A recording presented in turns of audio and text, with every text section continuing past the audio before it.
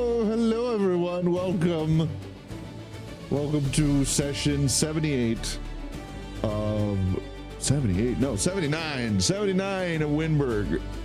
69. We already did Shut up, John. I'm gonna kill you. Not if this headache kills me first. That is true. All right, does anybody want to recap what happened last time? No. I made Cesare's wife really mad. All right, so if nobody's gonna recap it, I will in my very sleep-deprived, stupid way. Last time on Dragon Ball Z, we oh god, my brain, man. Like, is this what brain fog feels like? We went to Congress and then got subpoenaed. Thank you. Yeah. And just like anyone being subpoenaed by the American government, we answered no Dale questions. just said, I cannot confirm or deny. I cannot confirm or deny that. I cannot confirm or deny that.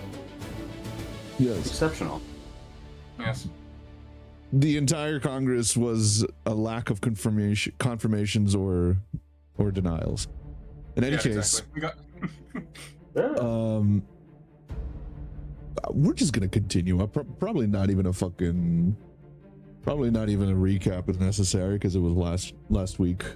We should be okay. We got a, or at least for what's impertinent right now, we got a quest from the Council of Magna to go and find Cesare's daughter. Yes. And then bring her back to Magna, kicking or screaming if we have to. Yes.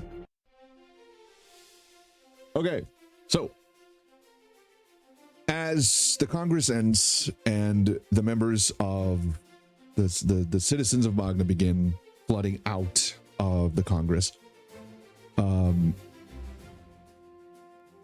you all see as the councilors of Magna get together and begin discussing and drafting a declaration regarding Magna's position in this conflict.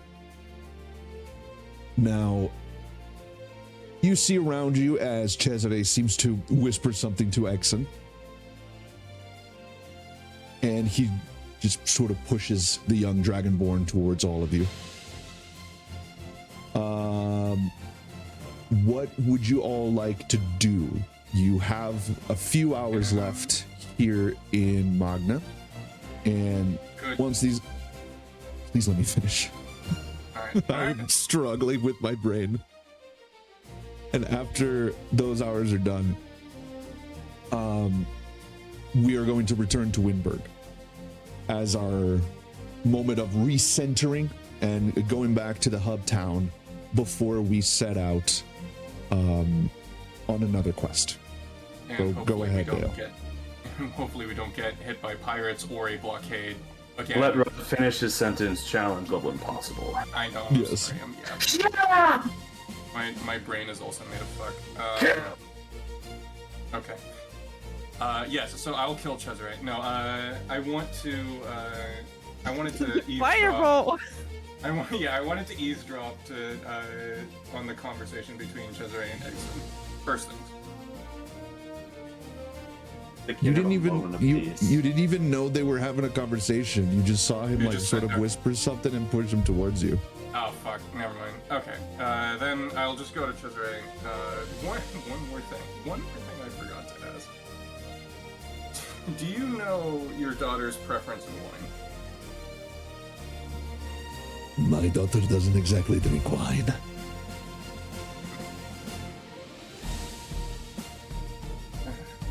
My daughter is a daywalker, very much like me. Wine is not her preferred beverage. I can guess what it would be then. Yes, it's blood. She's a vampire, just like me. Wait. That's gonna be harder to get, but not impossible. I can assure you Cassandra has ways of acquiring blood that are completely ethical. My daughter, no daughter of mine, will be walking around simply attacking random citizens and civilians for their blood. no daughter of mine will start drinking the common peasant. No, okay, so any other things that could be good to get as a gift so that to help persuade? My recommendation would be honesty. Attempting to win her over with any kind of gift will most likely backfire. Cassandra is not a vapid woman. Fair enough. Okay. That's gonna be a tall order, but we'll try.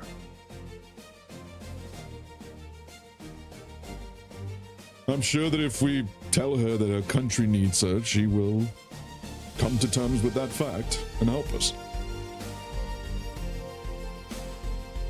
Right, and if that doesn't work, I always have the ace in the sleeve. And what would that be?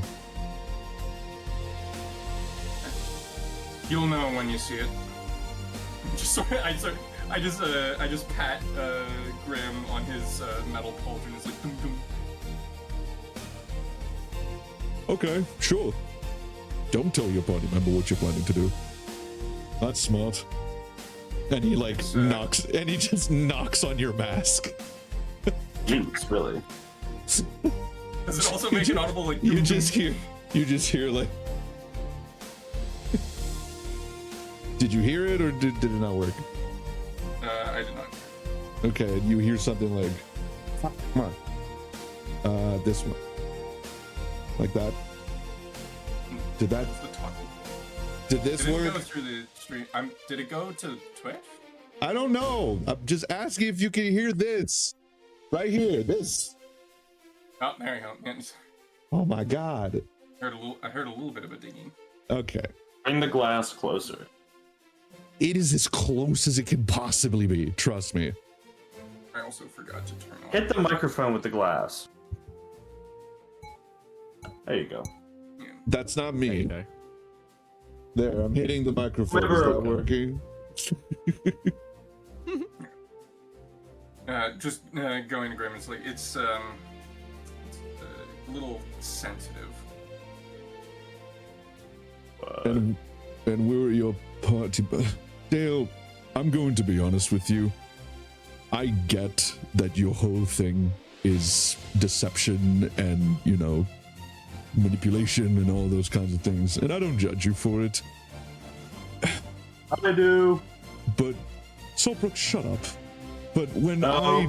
when you go off and do things, and you are so sure that you're alone in this world, and I genuinely thought that our conversation a few weeks ago helped to elicit something in you. You're not alone. You haven't been alone for weeks, even before I came back to life. And just because you don't think others would count on you, despite the fact that we constantly do, doesn't mean you can't count on us. I would imagine that we've made it abundantly clear that we're not simply going to throw you by the wayside and move on without you. You're a warden, same as me, same as Solbrook, same as Ithilden, and maybe same as Eggson. You can just be honest with us.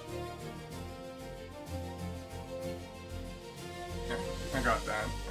This is just a little bit of a different circumstance, and I sort of just look over to Cesare. It's not my secret to tell. Cesare just shrugs and goes, I don't know what you're looking at me for. Remind me of I just that. sort of, I give a little bit of a nod, but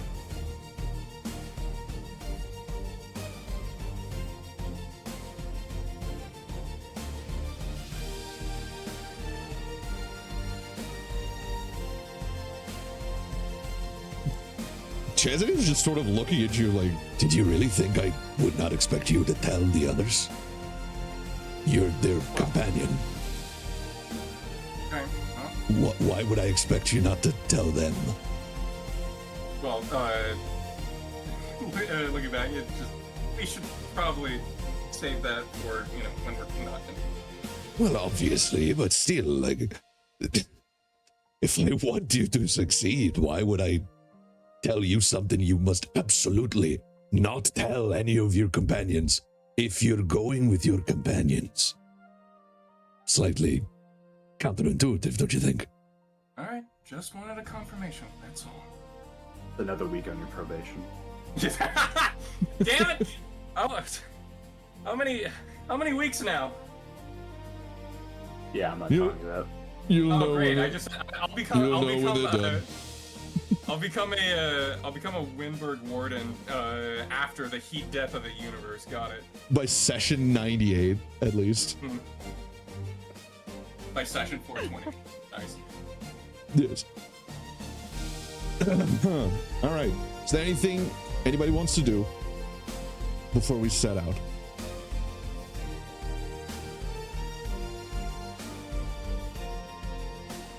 Does not seem like it. Nope. All right. I'm going to take that as a no. Then we will consider our business here in the National Congress as complete. As you head outside onto Castle Magna, you hear the bells of the Congress ring one last time. And oh yeah, I drew Archimedes. I forgot about that. Silly. Your Honor, in my defense. That's so silly. You wasn't even jogging there. Okay. Law and workers would be very Law and Orkers. Jesus Christ. Special. You can't call them that Special anymore. Gits unit. You can't call them that anymore, Yek. Yeah, I know. I'm racist. Zoggin Gits unit. Zoggin Git Yumis. There you go. You hear the sound of the bells of the National Congress ringing. And as you step outside, you see many birds, hundreds, thousands of ravens, magpies, crows, fly out from inside the Congress. And they all carry, let me check here. Weird. Gotcha. Okay. I'm gonna have to. Jesus Christ! I could have sworn I They had. carry had it, but I they didn't. carry source error messages. Kinda, yeah. Looks like the developers forgot to add the asset in. What's an asset? Don't worry about it. Don't worry about it. Jam on your internal hard drives. God damn it, bro. Skill issue? Yes. Literally.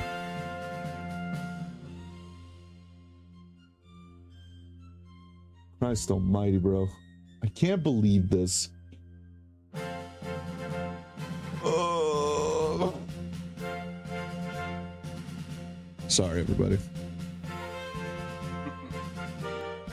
There we I go. will forgive you one of these days. No, don't. There we are. The PNG. The PNG, everyone.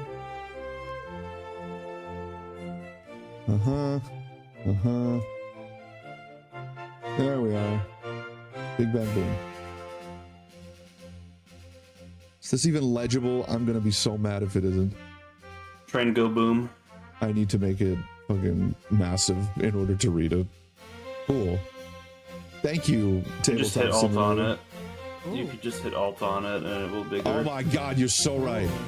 Declaration of neutrality. To all concerned parties, the communist nation of the Regnum of Magna having observed with great concern the recent declarations of war between the Federation, represented by the city-states of Waterdeep, Neverwinter, and Baldur's Gate, and the Coalition, comprised of Frycore, White Star Mining, Seaway Entertainment, Gem Financial, and Peridot Manufacturing, hereby declares a stance of strict neutrality in the ongoing conflict. Regnum of Magna upholds the principles of international peace and harmony. Our commitment to fostering diplomatic solutions and avoiding armed conflicts is unwavering.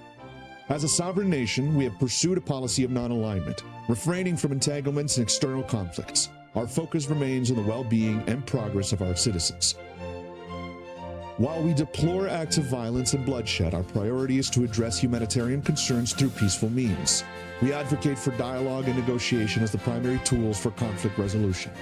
The Regnum of Magna respects the sovereignty of nations involved in the conflict and recognizes their right to pursue their own paths. We emphasize that this declaration is not a judgment on the justifiability of their actions, but a statement of our commitment to neutrality. The Regnum of Magna offers its diplomatic services to mediate and facilitate dialogue between the warring factions, should they seek a peaceful solution. In the spirit of solidarity with the affected populations, the Regnum of Magna may consider providing humanitarian aid to alleviate the suffering caused by the conflict. The Regnum of Magna pledges to abstain from engaging in hostilities against any of the involved parties and urges all nations to respect our position of neutrality. In these trying times, let us collectively strive for a world where disputes are settled through dialogue, understanding, and a shared commitment to global well-being. May reason prevail over conflict, and may our collective efforts lead to lasting peace. Ratified by the National Assembly of the Regnum of Magna. Fucking commie. And there you have it. Jacques. They're communists. My God, you just... Ugh. Communoids. Can't believe you brought up JonTron saying communists. Yeah. I was waiting for a while to do that. Another Iranian quoting an Iranian. They're fucking communists. They're fucking communists, Jacques. Jacques. Bolsheviks.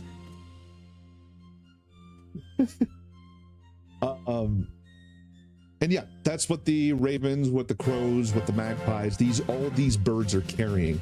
And they distribute one copy per each person that they find.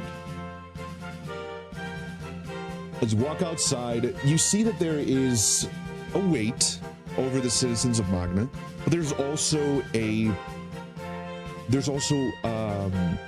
resolve that you can see in their eyes.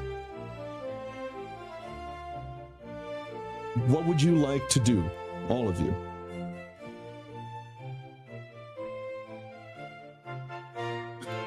Just grabbing a flyer from in the air, doing a little bit of a skim over, and it's like, oh, go.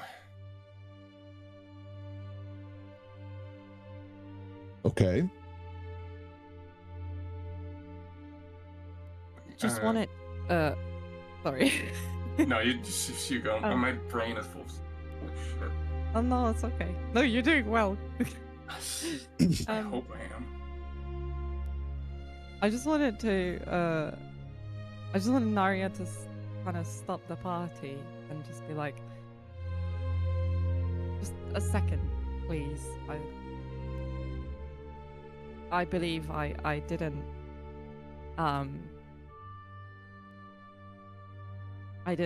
express my gratitude for earlier.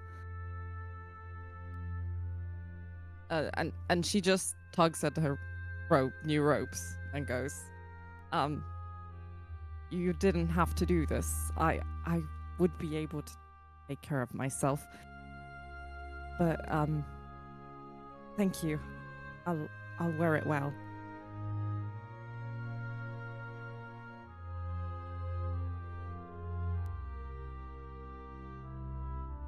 As far as I'm concerned, you earned it.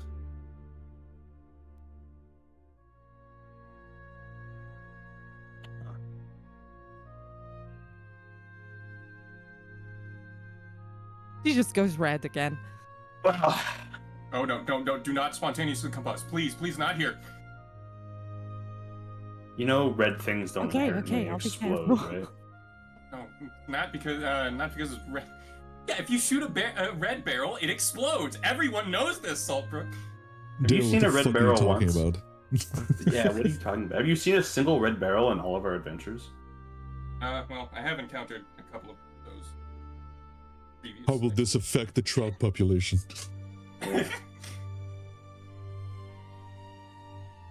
Well, we ought to start moving. I think our job here for now is done. Who's up for a quick trip back to Wyndburgh? I could definitely use it. Quick is not a word there, but Oh, that's right. We have a place to go. Archimedes, Naria. We are the Wyndburgh Wardens after all, so I'm sure we can find space for them in the manor, right? Surely. At the very least, Gimnir and some of the other party members will make room for the new ones. Gimnir isn't home. That's the point. They're not home. They don't need the rooms anymore. Kira is home. Seven is home. Rex is home.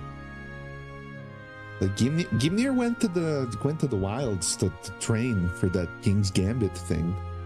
The Lion's Gambit. King's Gambit? Probably because King of the Jungle. Lion's Gambit. No, that's still 2 rooms open. So. Why is it 2 rooms open? Gimnir's the only one that. Judd isn't Yeah, but that. around the Yeah, house. but that's my room. You took his room already? Damn, you didn't let the corpse go cold. don't we have? I lived there. How'd Judd stay there? Uncle I certainly Sawbrook. wouldn't want to Judd is impose. my dad. I lived with my dad in his room. I was You were a an baby egg. at the time. You were an egg. I was born in Alaron, Uncle Sawbrook. Did you forget already? Anyway. That was the first day you were with the Wardens. Anyway, I think we should probably get going. Don't ignore me. I'm still here. Got him. You guys have a manor? Yes. Oh yeah, we inherited from a ghost. The ghost of an adventurer. Huh. Yeah. It's suddenly The- gonna be weird living in a house. You've never lived in a home before? Like, seriously? Never? Yeah, nomads. A nomadic. You can sleep in a tent outside if it makes Huh, you feel curious. better. Maybe. And we'll see. You can just sleep in a forge or something. I'm sure you'll make an adjustment there at some point. That'd be Ethel like stops a- for a moment and she goes, well, if the goblin fixer-uppers are anything to go from, chances are they're already figuring out how many of us are going to need rooms. They've done it before. Well, regardless, we should probably get in the air sooner rather than later. It's not chance getting caught in the air again by certain people. Oh yeah, pirates. Well, now that and the Federation. I know our papers Federation are blockade. definitely real, but, you know. Uncle Sawbrook, does that mean that we have fake papers? No. If they can't determine that they're real, they're Oh, real. trust me, they won't. Yeah, they will. Lying is awesome. And No, he starts running. Oh, you bet. It's No, it's not. only Just say awesome when it's plain, well. necessary. My demon. Anyway, this is getting more awkward by the minute. Let's get to the airship. Sawbrook, give me a perception check, please. I'm perceiving a 16 right now. Okay. On a 16, you notice that ever since leaving the Congress, Grimm's kept his Warforged form. He hasn't glamored himself.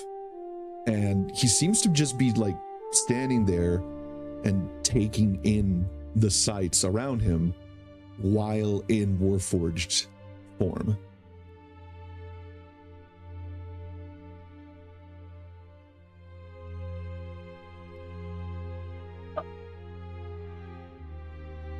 didn't say that in character. I couldn't hear anything you said. I called him a clanker.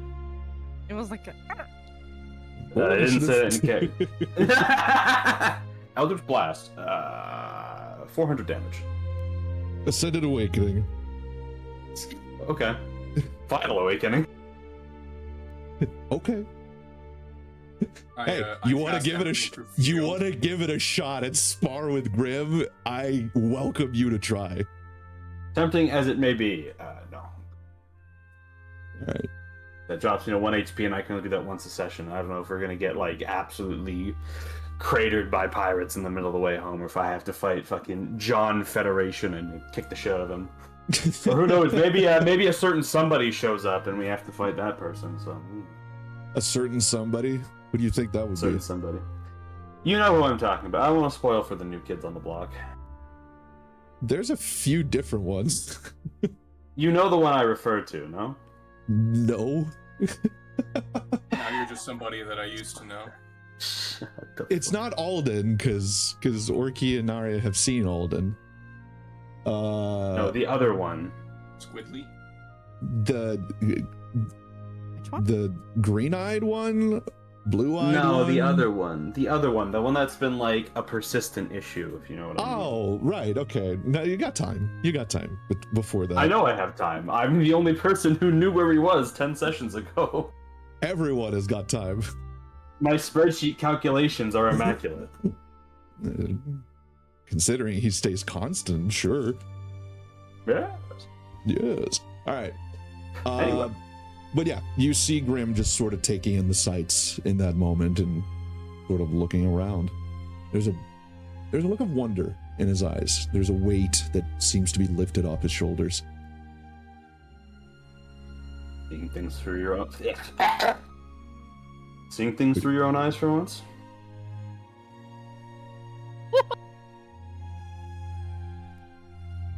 Do you know how our aura functions, Saltbrook? Sorry, what? Do you know how our aura functions? Warforged. I start look-smaxing. Yes. He like leans forward a little bit so that like you're closer in height. He's a very tall motherfucker. And he just sort of like bends forward and he puts his face like a good 1 foot away from yours, and he like takes his finger and sticks it into his eye socket. And you see that it's just a socket. And the yellow light that's in there is this sort of almost like a mist, this very light mist of golden energy. And he says, "This isn't an eye. Not really. I hear through this eye socket just as much as I see through this eye socket. Same goes for when I eat things. I don't have to eat them, but I can taste them. What you're seeing through my eyes is my aura, the closest thing to my soul. It gets radiated by my core, the inside of my chest plate. I don't see things so much as I perceive them with my soul. To be able to do this without a layer of magical energy, it's a very new feeling.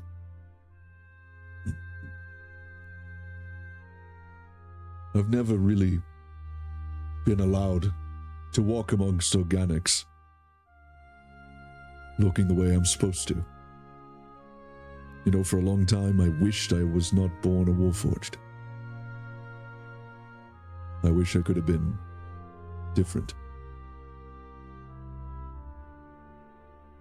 We all have moments of doubt in ourselves. Only human, even if not everyone here is. It's quite an expression. It's only human. Especially considering that it's used by elves, by dwarves, dragonborns.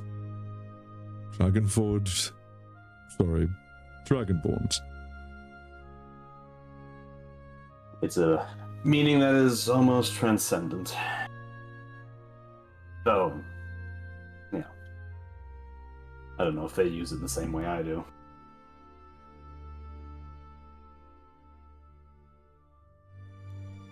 You know, when I first got to Faerun,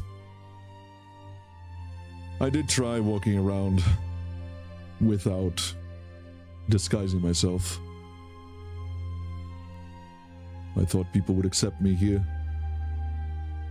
Especially because, you know, the last war of Eberron was there, and this was Toril. And there was no reason for people to fear me. No reason for people to want me dead. But it didn't work like that. It rarely does. The issue is that you still don't quite blend in with the known. See, I have it easy. I look just about anyone else in town. Humans, anyways. Sure, but you still have that thing about you. What do you mean, thing about me? Oh, come on, Saltbrook. You can be a little unsettling now and then. Just by the way you look and by the way you act. He's making reference to your Haunted One backstory. I know. Worry not, I am aware. Okay, just making sure. How could I forget my backstory? Well, it's your Tragic, background. filled with so- sadness and terror and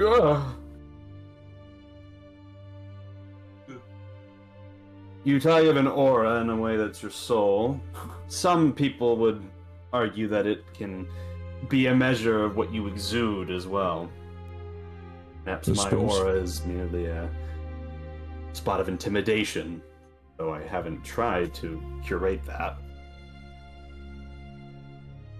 Such is what happens. Indeed. Oh.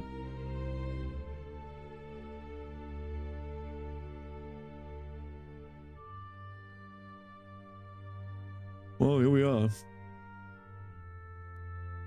Aye, let's get aboard. Grim stops for a moment. He looks over his shoulder at all of you. All right, is there anything else we want to do here? Does anybody want to go to the bathroom before we get on? Bathrooms on the airship? Well, you piss off the side. You do what? You piss off the side. And I there's can't do that. It's a If you wanna go pirate poop, ship. just- yeah. Wait, hold on. Do elves relieve themselves differently from other organics? I'm confused. I don't think so. Then why did she say she can't do that? Oh, never mind. I don't think they will understand. Ahead of no offense, it's a nobility thing. Sorgan knife is and their nobility. Whoa! Your ears are just as sharp. They really are. I don't even have any ears. Not Actually, I really. guess that means he can say that, can't he? He has the pass. It's the pass. Don't piss me off, Archimedes.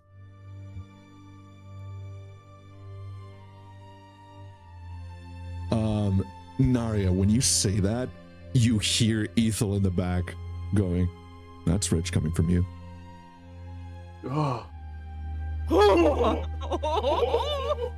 And she is staring daggers at you. She's not saying anything else, but you can tell there's something up, Narya. Something's up. Uh-huh. Mm-hmm. Yeah. Okay. Exon looks at Ethel and then looks at you, Narya. Ethel, is it because of the thing we found? And then you just see Ethel just like grab. She just does like the pinch No! with his on his lips. Like she just does the. Oh yeah, the, I know what you mean. Yeah. like this. Ethel, stop Like abusing the child in public. Would I have had that? Or is Like it this. just quiet in back? Yeah. Shut. It technically counts as a peep. I think that Well, it's not like she's not hitting the kid. She's Yeah, just I'm like, fine with this. she's just closing the mouth and, not here. And then Exon goes, yeah, okay. Oh. I telepathically go. I send a telepathic signal. Fuck, I can't talk today. To Grim, just silently just communicating just to him, and we should. It's probably best if we keep an eye on both Athilden and Narya and make sure that they're on as far away on the ship as much as possible. If they end up needing to fight it out, we shouldn't get in the way.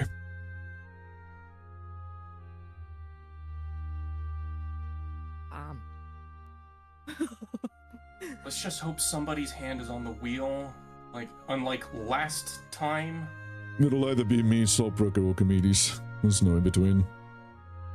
That makes it very easy for the two of them to go at it. Thing is, if two people need to fight to understand each other, they need to fight. And the more we try to stop them, the worse the fight is going to be later. See, in Warforged culture, we call it a dance. If you need to dance with someone, you might as well just get it over with. The longer you go without dancing with them, the worse the choreography is going to be. Interesting metaphor. I'm Oh not no, opposed to it's definitely not a metaphor. A dance is a ritual fight. You shouldn't kill each other. That's frowned upon. However, if you need to fight to understand each other, you fight. And you fight until someone yields. It's not even a metaphor. We just straight up do that. It surprises me you people do. I mean, there's something like that, but it's a little bit more different and complicated. Then what? I What usually is that? try to avoid it whatsoever. Okay, and what's your version of it? Underhanded, or talking under the table, and if people don't disagree, usually a poison chalice or two. That's silly. Don't be silly. Yeah. Don't be silly, Dale. I told you I usually like to avoid that. He turns over to Archimedes and goes, Archimedes, if I asked you to punch me in the face, would you punch me in the face? Yeah? And would you be mad if I punched you back? No? Expected. Right? I know, right? And he looks back at you, Dale. See? He's having Much a fight. easier. If you ask me to punch you in the face, I'm gonna say no. Why? Because I'll break my hand. No, you won't. You're pretty strong. Yes. Yes, But, I will. I'm sorry, Archimedes, did I just miss you asking if you and me should have a fight? Yeah. We fighting? Do you want to fight? Wait until we're on the Sounds fun. The airship. arena's over there, guys. We can do it on the ship. I'd rather not. Yeah, that sounds fun. All right. And as everyone starts headed to the ship, Brim's already like taking off his jacket and his pauldron. And he's just sort of stretching and getting ready for it. For practice, right? I'm just a. Yeah, Archimedes there just like rolling his Grim, shoulders, a real cracking his thing. neck. I'm a little concerned, specifically with Athilda and Narya, mostly because Narya's fighting style has it's a little bit more On the casualty explosive prone. side. Yeah, that too. That can be a But- bit of a problem on an airship. That's fair. Warforged dances, on the other hand, are solely melee, only fists, nothing else. Okay, that's a little bit that's a little bit better. And Ithilden goes, yeah, but I'm not a Warforged. That is true. No So knifing let's each try other to- though. Definitely not Yeah. on the ship. I'm gonna remove all the goblets preemptively, just in case somebody wants to try the method I grew up with. Grim is like, definitely no stabbing each other. Ethel is like, you gonna try and stop me? Oh, Ethel. I would definitely stop you. Really? We could fight about it. I'm not fighting you, Grim. Oh, come on! How hard is it to get a fight around these parts? I mean, we could just always hear just run into Archimedes some in the sky background. pirates. What? One at a time. One at a time, please. Shit. We just hear Archimedes' background like, I'll fight you. I know! Let's get in there. Sure. And Dale's just gonna mutter, it's just like, if we really are itching for a fight, I'm pretty sure it's not hard to find some sky pirates along the way.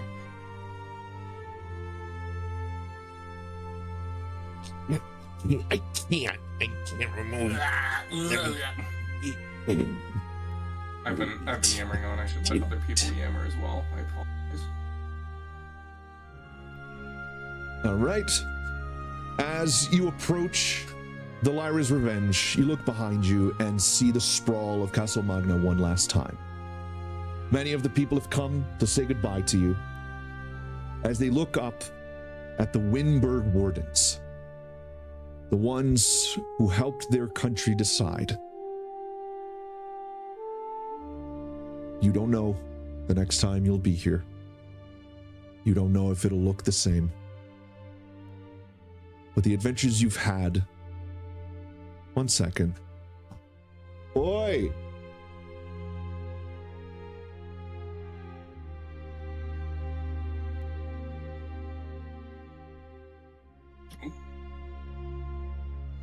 Peçam aí, mãe. Eu tô no meio aqui. Sorry, everybody. Family decides that they want to order something. I'm like, all right, y'all order because I'm in here. Where was I? Making Wyndburgh Wardens, helping them decide, and we don't know whether we're coming back or not. Indeed. We are slowly but surely, and soon all at once, entering the next chapter of Wyndburgh. As you board the Lyra's Revenge, I need everyone to give me a perception check. DC 20. Got it. I got a nat 20. A nat? Really? Just like Yeah, that? I got 32. Okay. I got a 14, Damn. so I just make it. All right.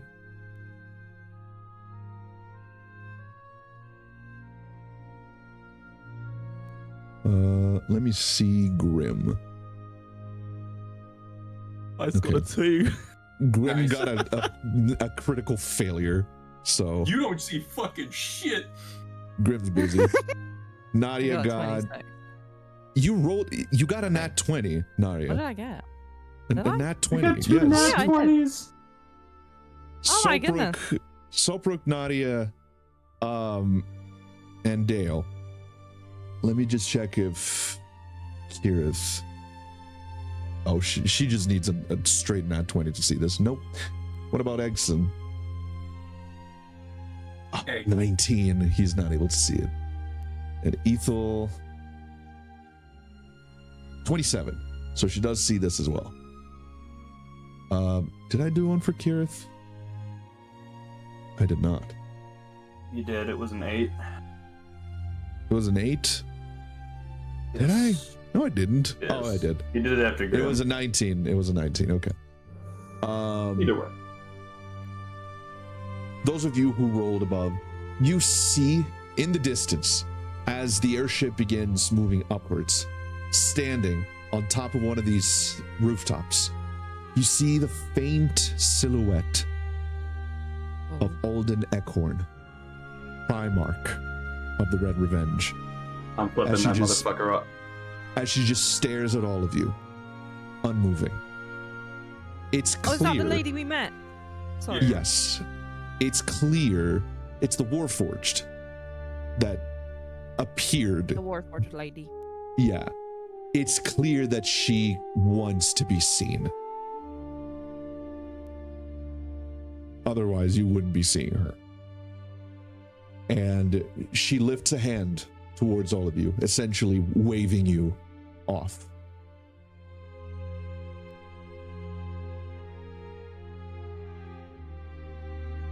I'll specifically wave back at her. As you wave towards her, your hand brushes past, like, from your point of view where she was, and as it passes over her, she's gone. Yep. It's completely That's gone. rather menacing. She pulled a Batman. Way more than a Batman. And off into the sky, the Liar's Revenge goes.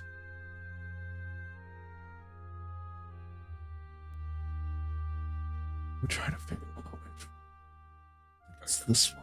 The Father Forge 2.0. Callback. Just go in and the Father Forge is just Chat GPT. What? I don't get it.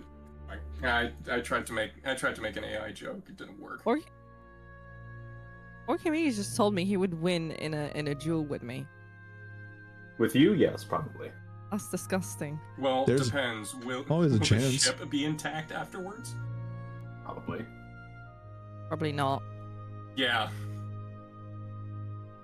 It's time to undertake my role as captain and give people orders. I don't know, the Father Forge would be more like a 3D printer. Yeah. How about I 3D print you into a small ball of cheese? Okay. Yeah, all right. As you stand on the deck of the Lyra's Revenge, you take to the skies, and it'll take a few days from here to Wyndburgh. Now, the question is, who's going to pilot the ship, and what route do you want to take on your way to Wyndburgh? I mean, the obvious choice would be Grim because he doesn't have to sleep. Wow. It's because I don't need I to don't sleep. sleep either. I didn't say that in character. That's me normally. Well, the thing is, Grim needs to remain completely immobile for 6 hours every day. Mhm. That's known as his standby mode. If he moves gotcha. at any moment during at any point of those 6 hours, he gains no benefit from resting.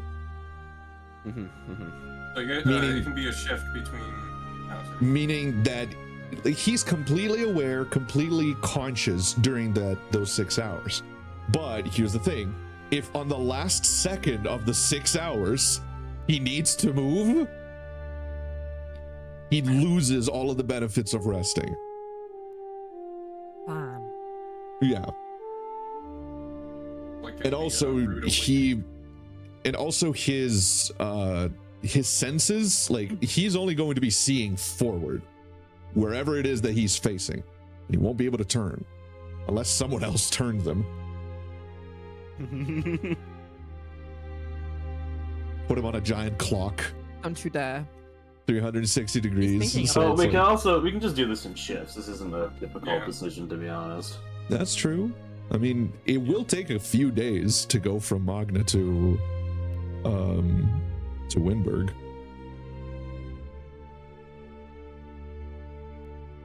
So who's going first? Well, the question is, what is the route y'all want to take? That is the biggest question. Yeah, I'm assuming if we take a beeline, we'll go into the Federation blockade again. So this is the route. This is the beeline from where you currently are, well, Castle Magna, to Wyndburgh. If you were to go directly, let me check because it's grid, I'm pretty sure, that tells the amount of days. Yeah, 3.5 days.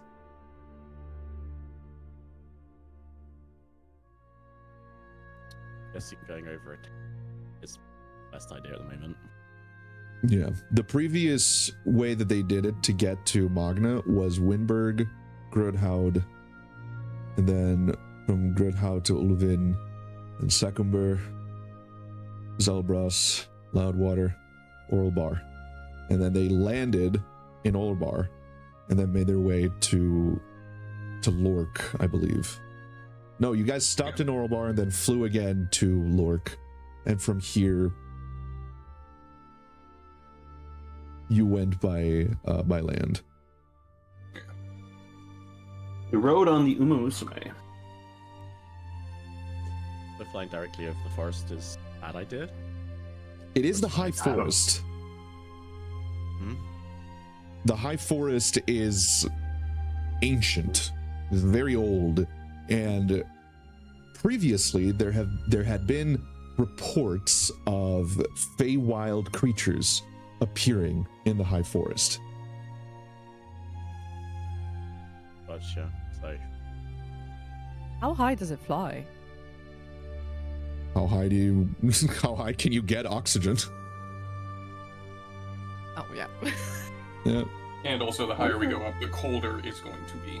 The colder it gets, depending on the height. I do have an entire system for extreme altitude, which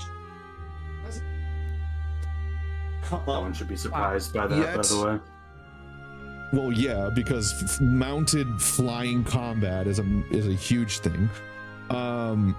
Low altitude is up to 2,500 feet. Medium is up to 5,000. High is up to 7,500. And extreme is 10,000 and above. Every round spent in extreme altitude incurs a con save at disadvantage. Every round spent in high altitude incurs a normal con save. And that's how it works. I'll just condition weather myself.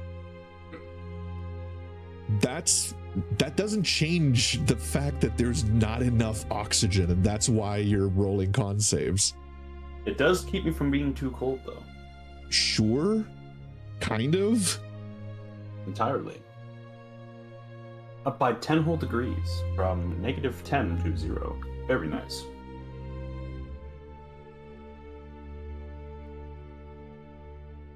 All right, watch the route, everyone. Well, I would assume that blockade's probably still in place, as it were, before. Shocking. The it was the Federation or the Coalition block? Bed. Federation? Okay. And going through the High Forest doesn't seem like a wise choice. Yeah. We're also not in that much of a rush, so we could take an extra day just to go down the safe route. We could go swing wider, go past Southwood towards Orogoth, and then back up towards Wyndburgh through Secomber and then there. You want to go all the way down to Orogoth in the Highmoor? I don't know. I don't think we have intel on where this blockade is set, so. That is true. Yeah. I don't know. How far would that extend the journey? That's like another 2 or 3 days, I wager, if we're going that far, though. 2.5 days to Orogoth. 3.7, so 4 7 days to Grudhaug, and then For a week. half a day to Wyndburgh. I wouldn't be too worried about the Federation, considering the fact that we have the forged papers.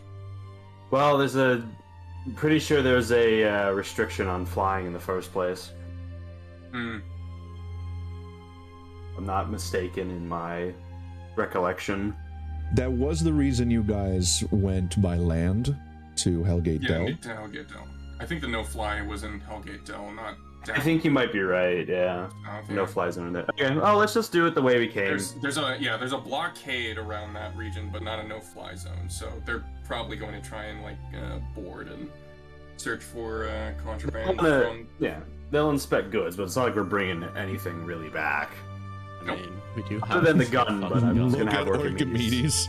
Orchimedes. We're gonna have Orchimedes deal with that in our transit, so. Okay, let's just take the route that we did before, and I'll have Orchimedes install the gun on there and just say it was always there. Smile. And if they look too closely, I can just scare them, but like, there is no gun there. I can also use major image to change it, or at least change the appearance. I use teleport. I use teleport circle to teleport the inspector back to Neverwinter. I'll just open Send him gates. back to it. Send his paper pushing ass back to where he came from. Inspector, could you stand in this circle for 1 minute? Oh, what the just devil gates in for? Well, you asked nicely, so okay. No Very reason. simple, very Smiles, simple. Dragon God. Very simple, Inspector. No, fuck off. I hope I sound. Oh my god. No, fuck off. All right. So, route. Let's choose it. Same way we came. Through the Olbar, Water, Zelbras, Secumber, Uluvin, Grudhaug, Grud. Wyndburgh. Yes. Hi, Booby. Welcome. Hi. Your character is extra passive aggressive towards Narya, just like you wanted. For some reason. Yay! I'm not Yeah. sure why. Did I beat her No, up yet? Not yet. Not yet. I'm leaving that to No. you. That is your responsibility and your pleasure, not mine. I hate this job so bad. Yeah, valid. Etho, you're all on the back of the Lyra's Revenge, getting ready to return to Wyndburgh. Judd's with you, as well as all the others. Rallian has stayed behind in Magna. And the question now becomes that there has been a formal declaration of neutrality by Magna, as was discussed. Okay. This preliminary declaration in order to stay the hand of the other nations. And it's what's on screen right now. Alright. I will read. I can send it to you. Very sweet and What it- Put it in the letter. PLPR, they declare neutrality and are offering themselves as middlemen for any negotiations. Yes. Oh my god. TLDR. Oh my god. What the fuck just happened? Shit. Jesus Christ, Lost my head man. for a second. No, it was my end. Sorry, everybody. I thought that was me for a second. Like, what? Okay. We all What? just started looking at our USBs Yeah, I like, thought it was me. The joys of sharing the entire screen and system sounds. All right.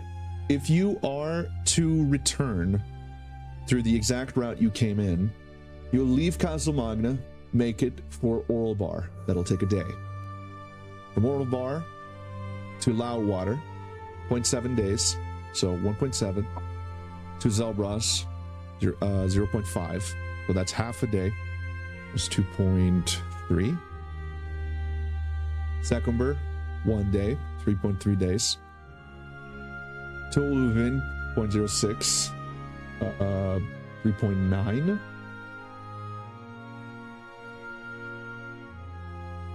To Grudhaug, 1.1, so 5 days from Grudhaug to Wyndburgh, I'd say half a day.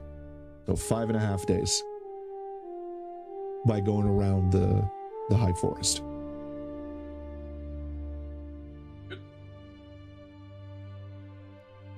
All right, who's piloting?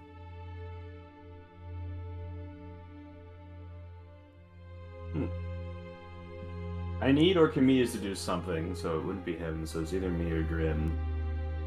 I feel like I'll take first watch and let Grim go be a social bug for a bit until I get tired and he'll take over after. All right. Grim's gonna hang out with Eggson. Terrible choice. Okay. Saltbrook and Orchimedes, what is it that you two are planning? Need Orchimedes to go attach that gun and hide it well. And do like a dropout mechanism. You got any materials for that? something in this boat. You can figure something out, I'm sure. Just MacGyver it. I don't know. I'm sure you can figure it out. Sure. Yep. All right, excellent. Smack on If the not, deck, hide it. just do your best to For hide sure. it. Archimedes built this in a cave with scraps. I'm just gonna paint it purple. I don't know if that'll work, but What does that Definitely mean? does. Purple's a sneaky color. is it? How so? Well, have you ever seen a purple orc? Do you come in purple? Well, I've never seen a purple orc. Well, there you go. Oh, because they're Hold on. stealthy. Hold I on, get hold it. on. No, hold on. No. Do you? It does do make you- sense to an extent. Do they grow purple? No, I'm joking with you. Yeah. I have seen purple tieflings. Plenty of them. We're talking about orcs. Right, I don't but think they if, come in purple. right, but if they're purple, wouldn't they be sneaky too? I've seen them. That's a good point. Yeah, it's a good point, Archimedes. Debate me. Just kidding. Do your best middle between of Kirith and Ben Shapiro. Okay, You have to debate me, okay? Because 80% of crime committed in Avernus is done by purple tieflings, but they're only 10% of the no. population. No. Hasn't even been 5 seconds yet. no. We got to racism real quick. Oh, you asked me to Give be me Ben another 5 Shapiro. minutes. Yeah. Well, good job, Rod. Your racism scared Em off. I hope you're happy. No, it's Damn because she's on tieflings call. coming That's here, why. taking The our germs. racist man scared away. How do I say elf huzz? Elves? What? Elf Huzz? What? Jesus Christ, man. You could have just I've said the never heard elf that one fussy. before. You could have just gone with the elf fussy. That's out of time, man. That's out of time. Do elves have push? Yes Yeah. or no? Type in the box below. All right, Oh my Like, god, I'm losing my fucking mind. I'm not entirely sure why. it's fine. Don't worry about it. Don't be laughing. Okay. Is that like a Okay, fun I'm fact? trying to get the Tuz, Tiefling Huzz. This will take a few days for the two of you to do. Archimedes, give me the details on that gun you have. Remind me what it is. Which gun? I have a few. The one we Well, the- ripped off that silly ass mech. Ooh, yes. I want like a close ground support cannon. It was a and one we can Eberonian use cannon. AA. Say it again. It was an Eberonian cannon. Okay. We did run off with a damaged arm gun, a main cannon, another arm gun, and some damaged storage slash saddle shit from the Stompy. All right. So what's the plan here? We should install one on one side each and put the big gun on the bottom and make it rotate 360 degrees plus down so we can use it as a ground support weapon without having to flip the ship. All right. Per gun, it's going to take you 1d6 days. I just shat my ass. The only reason I'm going to allow these guns to be installed on this ship is specifically because you, Saltbrook, are from Eberron, and you have some understanding of what these cannons work. Exceptional. And Right, so if you Archimedes, Vaguely because technical knowledge. this is your Able- first time dealing with Eberonian guns like these, that's going to incur this time Gotcha. penalty. We can make it less time over time once you learn how to use these things more thoroughly. In time, we'll have a flying ironclad. Kind of. The sky battleship. The Manadaka. Yes. In the meantime, Dale, Naria, is there anything that you would like to do? Get back from pissing. Piss your pants. Yeah, I'm gonna piss my pants right now. What That's what now? Dale will do. Exceptional. I'm wondering, for the scenery outside, is Magna on like the port or starboard, the back? Where exactly Is going to be to your back. You're All right, so yeah, you're headed this way. So I'll be near the back of the ship, just sort of like sitting on the railing, just silently watching the scenery of Magna before it just disappears. Roll for Or brooding. you can sit with me. Okay. There you go. Alright. Also, it's probably best if I keep an eye on Arya so that Ithilden doesn't. Yeah, I prefer to be sneak on up this on her. side of the ship. One thing The I will other side say of the ship is feels a bit if threatening. it's gonna happen, it's gonna happen. There's no amount of like watching that's like Oh gonna no, I'm change not. mud. I'm not saying to prevent it. I'm just saying preemptively so that I can get out of the way when it does happen. All right. Well, let's paint the scene. All right. Did you want me to go or you?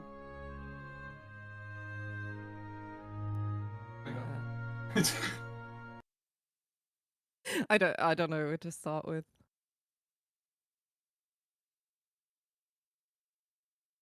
Awesome. My brain is also fried. Okay, so I guess we'll start. I went there first, so I guess we'll start there. So Dale is sitting on the railing, just looking longingly. He doesn't seem to notice, or he doesn't make any reaction of you, even though he has a passive perception of 16. You know you have a passive perception of 16, Dale. Yes, I do. Yeah, we know. Oh, welcome back. Oh, hello. Yeah, just seeing the castle slowly disappearing from view as we're just sailing away. Come sail away. Come sail away. Come sail away with me. Sorry, that was the depression taking over. Yeah. So, Naria, is there anything you do?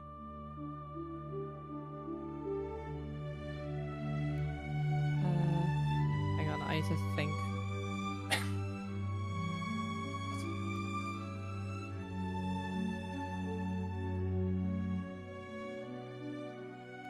Well, I guess yeah. She approaches the view and you and she just goes, quite a beautiful place, isn't it? Yeah. Dale says it just sort of looks over to you.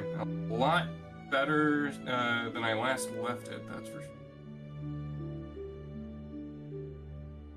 What do you mean by that?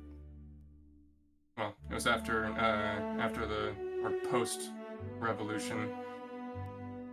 Still a lot of death, destruction, smoldering buildings. You know, the usual.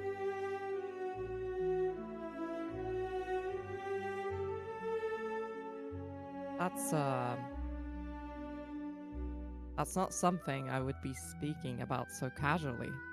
How are you so numb to it? Well, you see a lot of it then, or from repetition breeds familiarity, I suppose.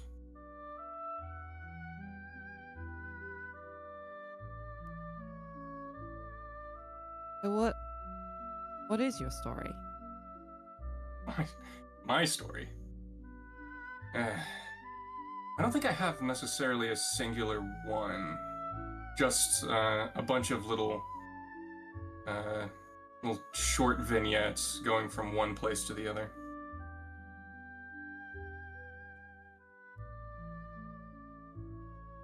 There's a common theme amongst all of them, if you want to know. Theme? Yeah. But there's always a theme to every single story. It's the theme, my theme goes that I see a lot of injustice, of wrongs, that, and nobody's there to ever make it right. So, if it's gonna be someone, might as well be me. Ah, so you are the one. An end to it in your story. That, but going from one place to another, seeing some injustice, something that tips the scales of balance, I just simply either push or pull a finger to make it right.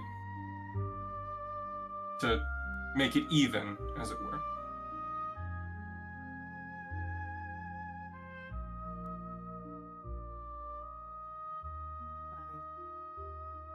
A lot more brave.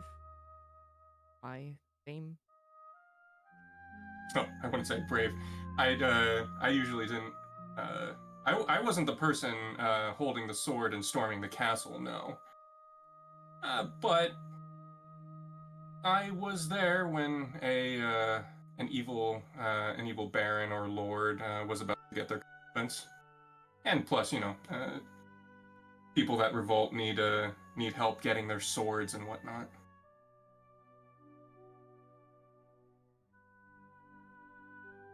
I don't believe that the ones holding the swords are the ones who matter the most. You gotta give yourself more credit. No, I do. I'm just not. I'm just saying I'm not the brave one. I've seen you in battles. Well, not many, but I've seen you. You do. Yeah, I try not to make it a habit.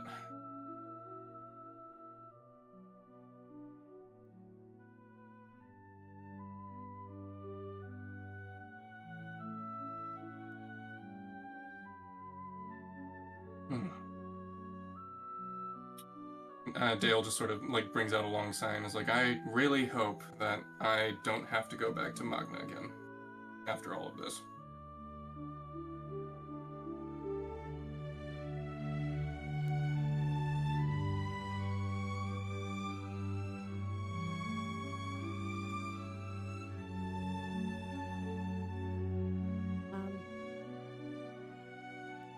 If you're wondering why I've suddenly retreated here, I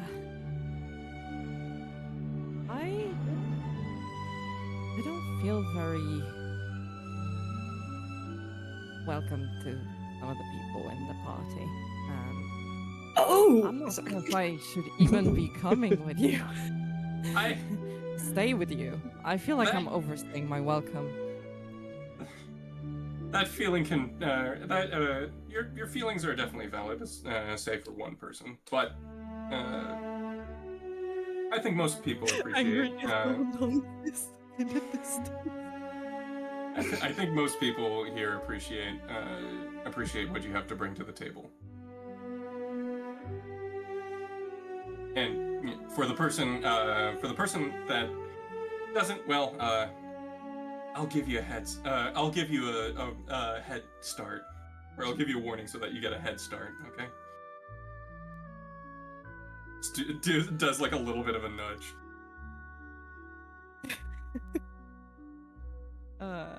So yeah, she smiles slightly, and she looks out the window again and goes, I've never met people like you before. Like you guys before. I'm amazed by the amount of trust you on me.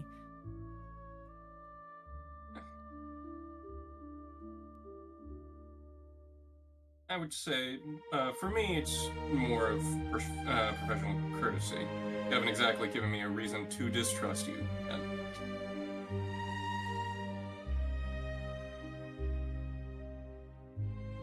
I don't know. Do you trust me?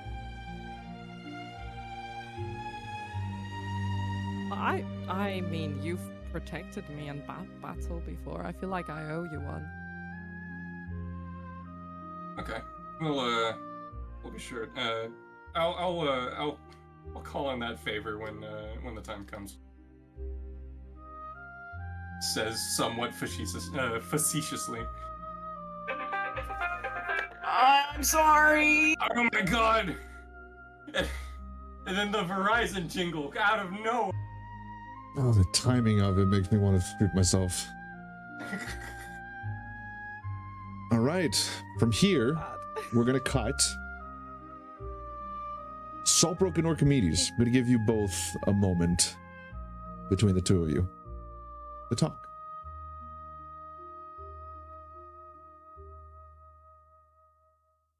Blurg.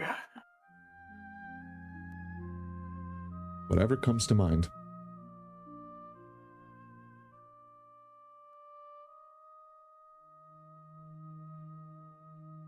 My brain is completely blank. Give me a moment. Saltbrook, you start it then. I'm trying to think. Your pattern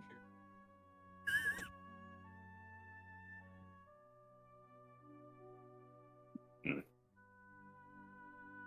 So, you ever worked on Eberonian tech before? No, this is gonna be a first. What about you? Used a gun like that before? Myself? No. I've seen it used. Seen what it can do. A bit more forward than what you normally see here.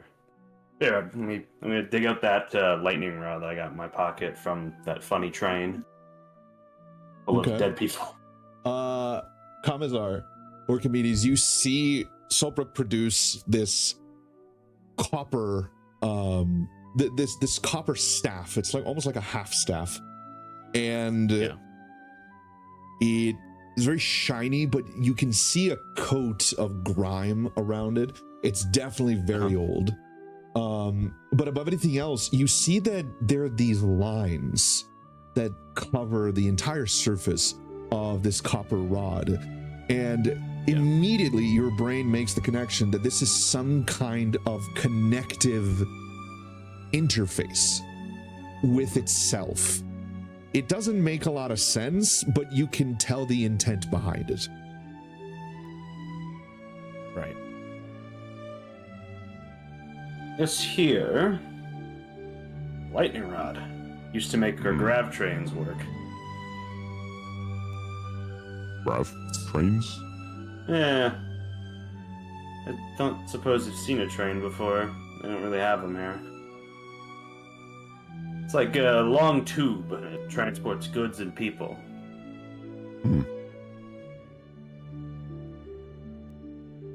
Hard to describe without something to visualize it, but you put it on a track, it goes down that track very quickly. The place to place to place. Double kill. It was Ethel. Just continue. People, I heard it twice. I was like, what? Anyway. But part of what made it work was these rods. That's what move it down the line. It's a little bit more. I said forward, which I think is still correct. I don't think it's as advanced the guns that we got downstairs, but I might need to lend you a hand building it if you don't know what you're doing. Yeah, happy for some help.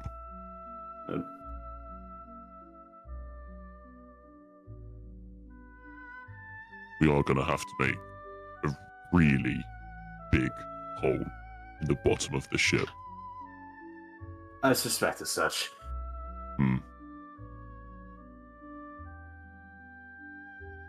Might be something we do on the ground, but I don't know. Broad question for you on a mechanics end. Yep.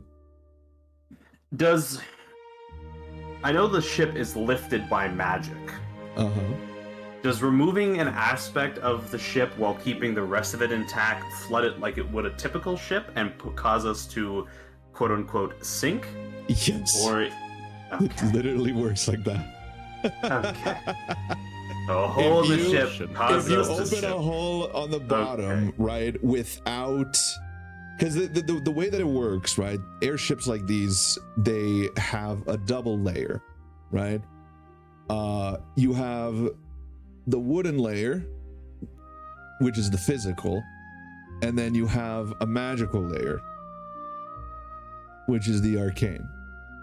Now, the thing about this arcane barrier is that if you were to remove a piece of the ship, now there's a hole in the magical barrier. And the behavior of the ship is essentially like one in actual water. It will sink. It won't be extremely fast downwards. What if? But the lateral movement will cause the vector to like essentially, you're not going to be falling very fast, but you are going to be hitting the ground like with a vector of movement, like essentially this, like almost 45 degrees. Gotcha. Yeah. If you were Is it possible to open a counteract hole, this? if you were to open a hole and then close that hole, you unless you're closing it with the same material as the ship, like you're taking out this piece and then putting it back in, you still have to account for the fact that the barrier itself has a hole in it. So, even if we were to land the ship in some sort of like equivalent of a dry dock, we put a massive fucking hole and put a gun on the underside, is that even going to accept it? Gotta figure out the arcane side of it. Alright. No bottom gun then. Well, it's possible. The question is, are you going to spend the time to make to like, I think the best explanation for this is almost like Cyberpunk. You're going to put in new implant. Is the body going to take well to it? Are you going to let it, are you going to spend the time needed to acclimate your arcane ward to this new piece of equipment?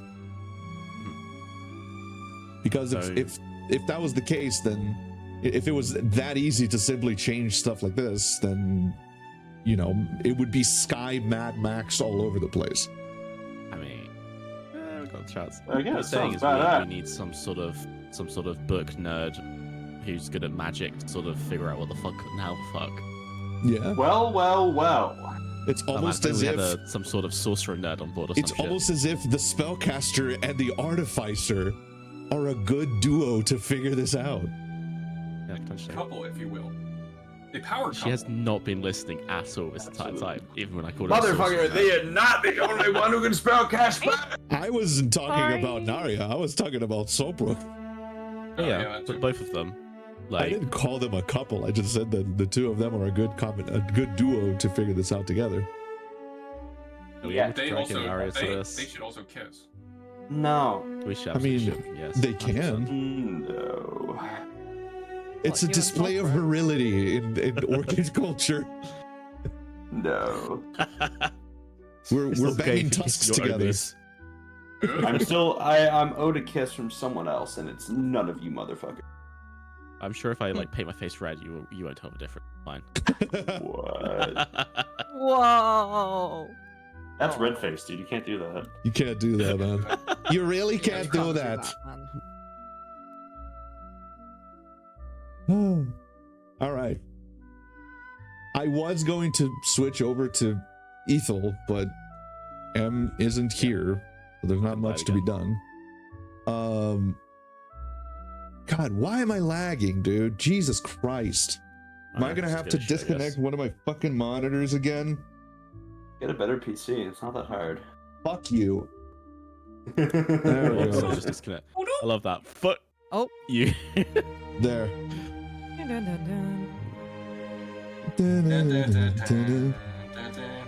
All right. Okay. Fucking. Fuck you. Orchimedes, Solbrook, Narya, and Dale. You do see Grim and Egson spending some time essentially swashbuckling with each other. They're spending their downtime training. And I need insight from everyone except for Orchimedes. Because Orchimedes, you are going to pass this automatically. Insight. I don't know if I've ever rolled that before. It's an Well, 11. you'll actually pass something. Why am I passing this automatically? Trust. You'll It'll see. make sense. 12. A 12 and a 20 from Narya, and Solbrook, you got an 11. Solbrook and Dale, you are surprised with how strict and rough Grim is being with Egson. Grim is very, very, like, strict with this training. Egson swings, and every time that Grim has an opening, he hits Egson with the flat of his blade. He's not using his spell sword. He's using just a regular short sword that he found. And he very, like, quickly just goes whoop, on whatever opening he can find on Egson. And Egson is, like, complaining about it. He's groaning. He does not like it. He needs to nut the fuck up and stop being a bitch. Narya, you immediately understand what this is. Same goes for you, Archimedes. This is Grim's way of preparing Egson. He is not being nice about it. Every time there's an opening, Grim is going to take it. Grim is going to make Egson pay for every little opening he leaves. This is the best way Grim can prepare him. Is it rough? Yes. Is Egson maybe on the verge of tears and holding it back? Yes. But this is the best Grim can possibly do for him. It's all worth it in the end. But Solbrook and Dale, neither of you really get it or, you know, see what Grim's doing here. It just seems a little mean. This is why I'll say no if Grim tells me to punch him in the face. You see Egson charge towards Grim, and Grim echoes, grabs Egson by the scruff of the neck, and kneels down on the ground, pushing Egson's face onto the deck. You see the issue? You're coming onto me, and you're completely open. You're not considering the other enemies. What do you mean other enemies? There's only one of you! There's only one of me until there isn't. Till there's two. Till there's three. The moment you stop considering the other enemies around you is the moment you die, Egson. Do you understand me? If you want to be an adventurer, if you want to be a warrior, you have to be ready to fight for your life. They're not going to stop, and you shouldn't either. This is what it costs. And unless you're ready to pay for that, you won't be ready. Orchimedes, tell him. And he just pushes Egson back to his feet, and the echo disappears. So I'm not gonna like say anything. I'm just gonna throw a bolt, like just a small screw or bolt that I found, and just sort of like throw it so that it kind of either hits near or even hits the child. Egson's gonna do roll a flat d20 for me, Orchimedes. Sure.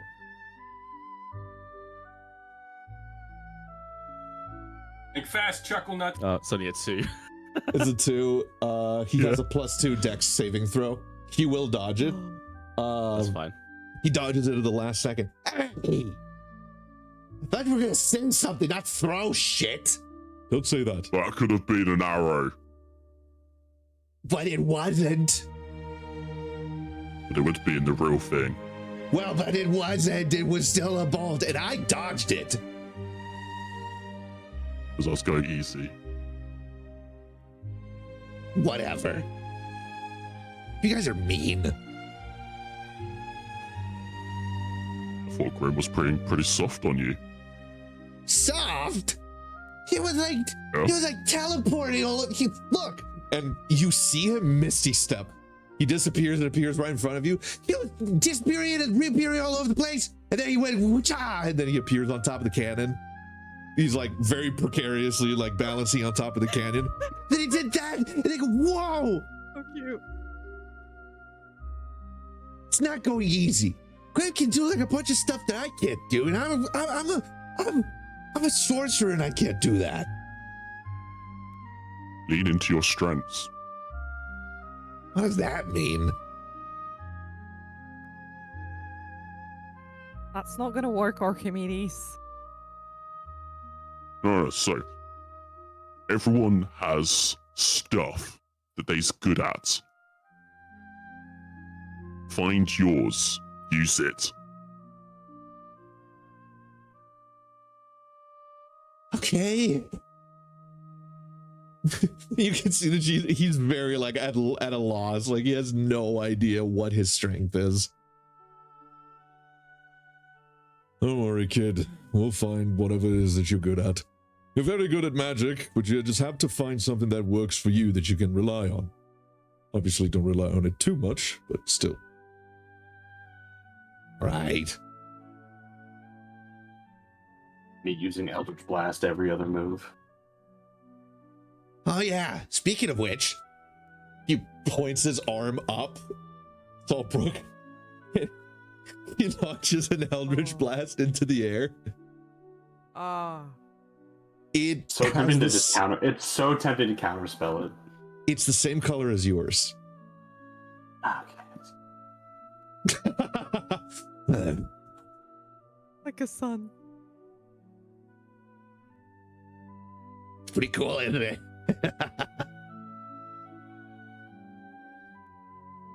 Could be better. Oh, come on. I bet you couldn't do this when you were my age. I wasn't a warlock when I was your age, kid. What did you do when you were my age? You don't talk about that. Okay. It's weird. Maybe when you're older. He turns to Grim. What could he possibly be doing at 1 year old? That was so weird. I have no idea. When I was one, I was a slave. Oh. Yeah. Crazy, right? Word. I'm sorry. It is fucking weird to say. It's just so random. He was fully lucid and also a slave.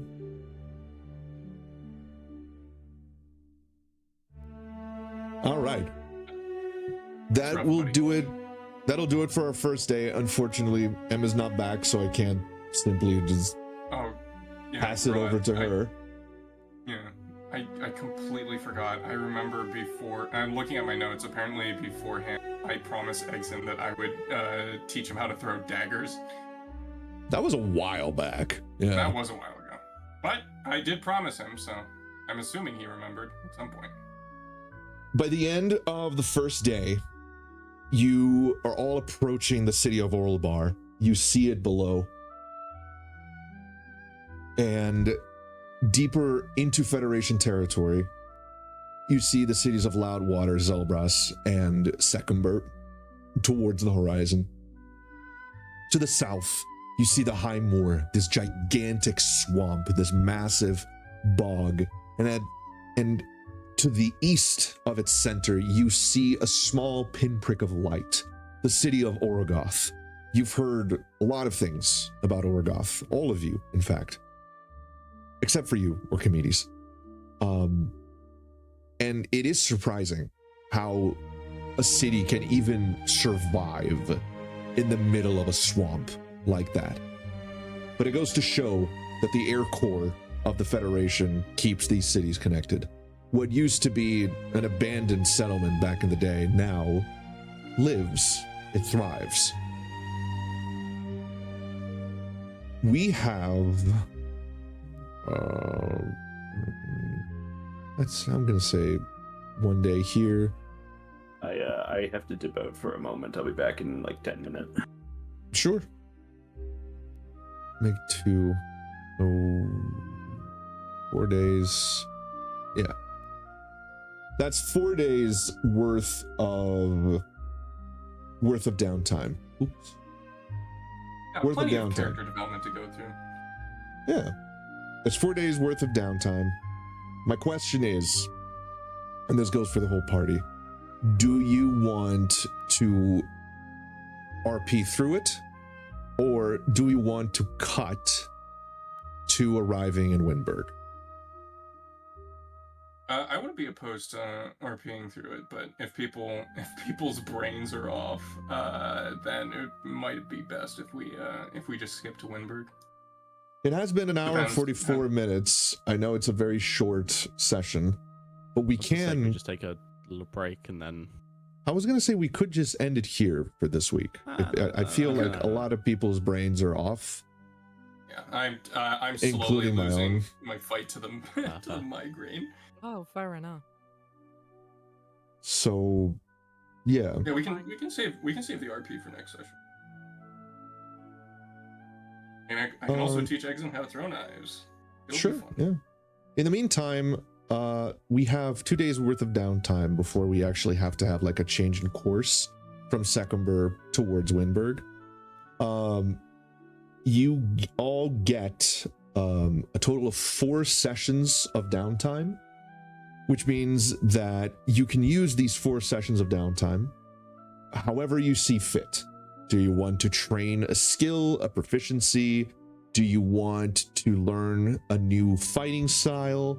Do you want to learn a new language, gain proficiency with a set of tools? Do you want to study something? Do you want to send out some kind of messenger pigeon or whatnot to gain information about what's happening around the world? It's all detailed in the Tome of House Rules for downtime Which stuff. page again? I do not remember. 16. He's gonna It's have page to 16. find it. I found it. Okay, there you go.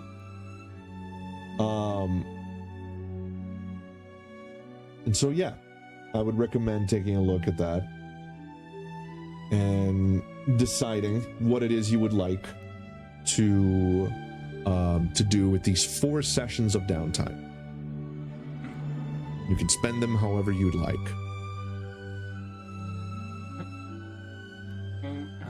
Okay. I have a couple of questions, but I can ask that later. You can ask them. What exactly does change their fighting style? What exactly does that pertain? So, for example, if your fighting style is archery, which gives you a +1 to hit with bows and arrows, you can switch it to great weapon fighting, for example, or you can switch it to 2-weapon fighting, or dueling, or defense, interception, protection. You can switch your fighting style, or you can spend 2 sessions to learn an extra one. Okay. I don't think I have any fighting. There you go. Where would you check your fighting styles? Fighting style Depends. is primarily. You go ahead. It very much depends on what you want to do with your character, right? What kind of equipment you want to have. Defense, for example, increases the AC that you get from a shield, meaning that if you want to be like a sword and shield or like a mace and shield, just any weapon and a shield at the same time, using defense as a fighting style is great because it just increases the bonus you get from having a shield. And the same goes for dueling. If you want, like, dueling increases your 2-hit if you only have 1 weapon in your hand and you're not wearing a shield, right? So if it's essentially like a rapier or a cutlass or fucking S-stock, Something like that. If it's a single weapon and it's only using one hand, you gain a bonus to hit and a bonus to damage with that weapon. Same goes for great weapon fighting. Hello. Ubi? Okay. She's gone. Probably having trouble with the microphone. She'll be back in a few seconds. So yeah, like in your case, Orchimedes, yours, I believe, the best for you would be great weapon fighting. Already got it. There you go. But if eventually you want to like be able to use a shield well, you know, if you have like a build that you're trying to sort of create, then maybe a shield could be useful, you know, just to make yourself essentially untouchable. You know, like Saltbrook right now has the God Steel barrier. That thing is fucking really good when it comes to defense, and it makes him nigh untouchable. If he were to have defense as a fighting style, now he has a sword in one hand, a shield in the other, and an extra point of AC on top of everything because he's using the defense fighting style. Right.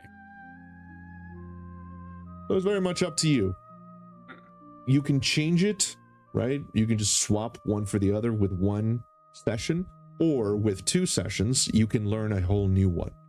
Like and add it to your current repertoire.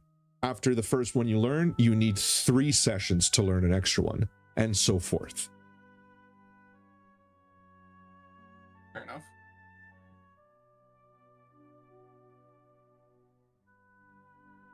Any other questions?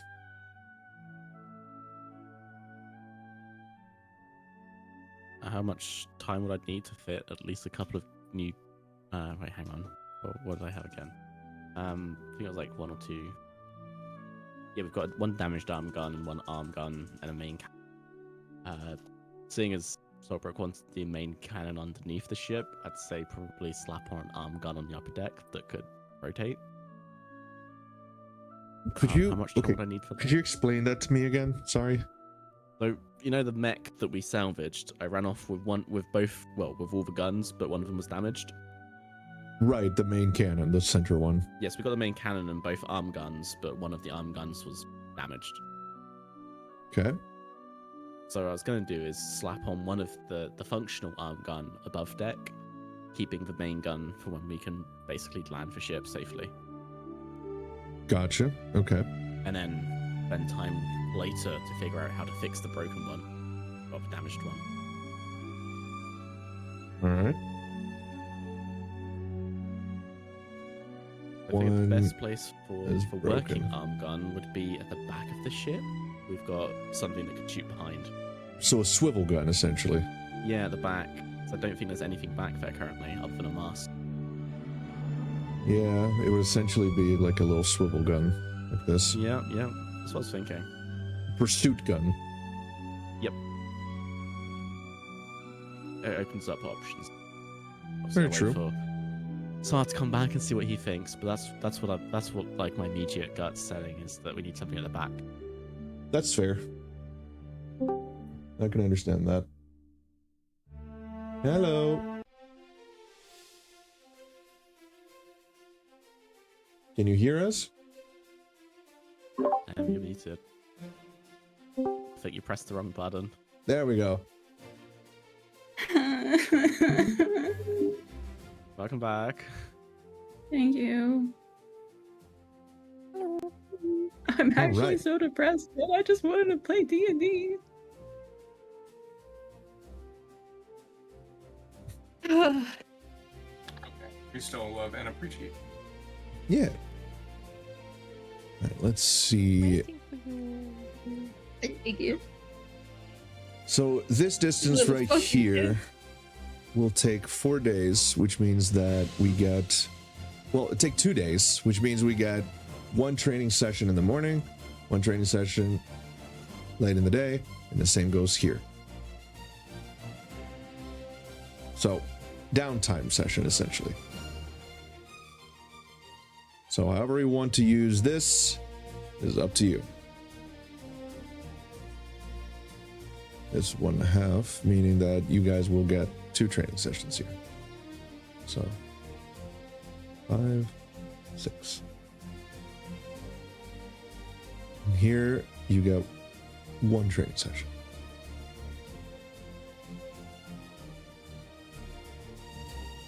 Total is 7.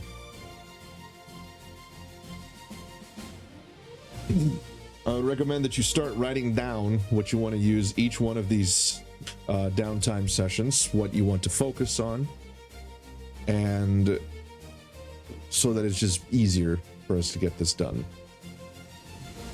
How many days do I need for the fitting of that gun on the back of the ship?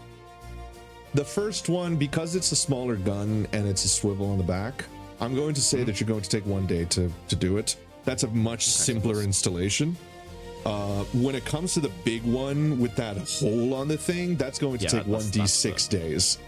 Yeah. But also, we need to be landed for it with the hole. Yes. Otherwise, you're slowly going to lose. Yeah. You're slowly going to lose altitude. That's a Wyndburgh problem for later. That's a problem for tomorrow, Orchimedes. Not today, Orchimedes. So, with a day being taken out for gun training, how many training sessions would I have? So I'm definitely keeping up the maths for sure. Well, that's going to be that's going to be a full day, so that's 2 sessions. Oh, that's what that line is. Okay, so yeah, 5 training sessions available. That's fine. Yeah. So this right here separates the 2 days from Orlebar to Secumber. And each day you get 2 training sessions, which is why this one, which is half a day, you get only 1. All right.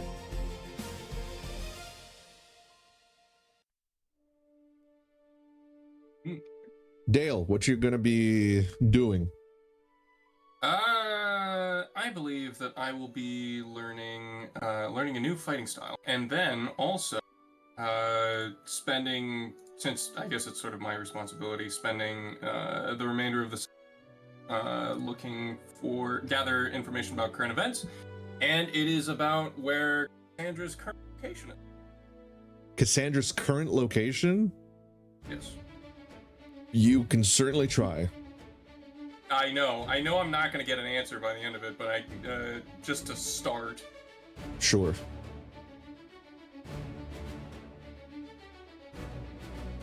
All right. Nadia, what would you like to do with these with this amount of time that you have? Still thinking about it. Well, if you'd like to spend some time thinking about it, we can definitely go back and do the other RP thing that I wanted to do before we launched here. Czar, are you back or are you still gone? He's still gone. Oh, okay. This is the session where Naria dies in the end. Look, I'm starting to think we should have just postponed this session. I feel so much of us are brain fogged. Retcon. What now? Oh fuck! I misclicked. God damn it. All right, Ethel. Yeah. You're over at the front of the ship with Kirith and Thalion. You see, I need you to roll a insight for me. Okay. Y'all, I actually get to play Dungeons and Dragons for 2 minutes. I'm so happy. There we go. Now, what the fuck do you tell me to do? An insight roll. Thank you. 22. On a 22, Ethel, you immediately understand what Grim is doing. The others have already seen this scene play out, but you immediately understand what Grim is doing. He and Egson are sparring, and with every single tiny opening that Egson gives him, he is slapping that boy with the flat of a short sword. Short sword? That's hilarious. A sword sword. No, he is smacking. He is macking the sides, the openings that Exon is giving him. And Exon is just going, oh, come on, man. And Grim is just being relentless. Every little opening, he's just hitting him over and over again. But you immediately understand people. You can tell that this isn't Grim just being a dick or being mean about it. He is teaching Exon to the best of his ability. He is not giving him the chance to give these openings. He is not allowing Exon to keep himself open. Because in a real fight, an opening like that is the end of him. And despite Grim being rough about this, you can tell that there's a method to it. I'm so sorry. Give me a minute. All right.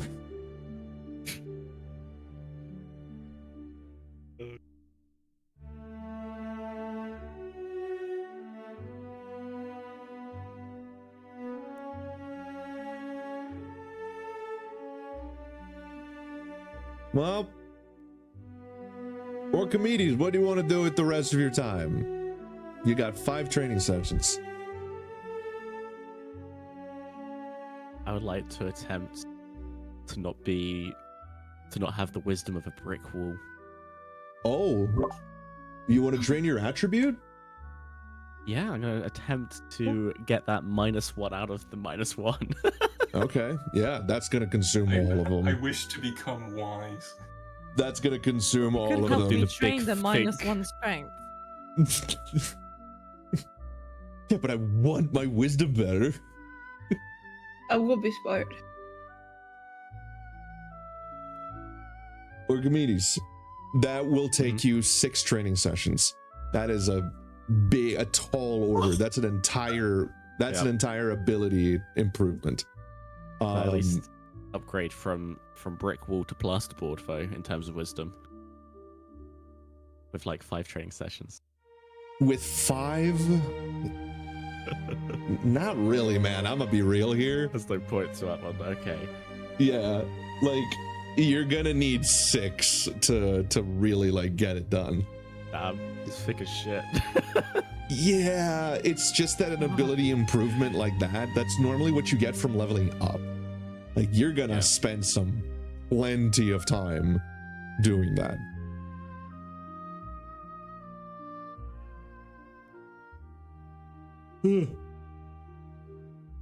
Jesus. All right. Zara, are you back? My God, man. We really should have postponed, man. This is potentially. I'm back until my on-call phone rings again. Here we go. Start your timers, everyone. These kids are so dumb. Yep. Oh God. I can't believe Mrs. Thilden, I burned the mac and cheese again. Joe, but I just had a fire alarm go off because these kids were fucking smoking in the room. All right. Anyway. Yeah, sounds about right. In America, you see this happening. Ethel, you see this happening between Grim and Exon. Do you have an reaction? Is there anything you want to do? Her gut reaction is very much like that's how she was trained. You know, she doesn't have much to think about it. Except she is perhaps a bit softer now and has a big soft spot for little pukey Exon. Kirith just looks over her shoulder and then she looks back at you and it's like, yikes. I did not want to be trained like that. You weren't? No.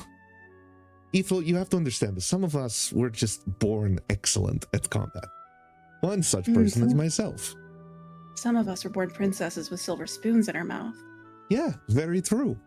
Some of us are, our perfection is genetic and unattainable. Oh, Others are called Ethilden. One day I will beat your ass. And she goes to walk over to Grim and Eggy. As you start moving towards them, you hear Kirith, "Where do I even brush this thing?" And Thalion is very clearly unimpressed with how Kirith is brushing his scales. He rolls over onto Tumby. Essentially, yeah.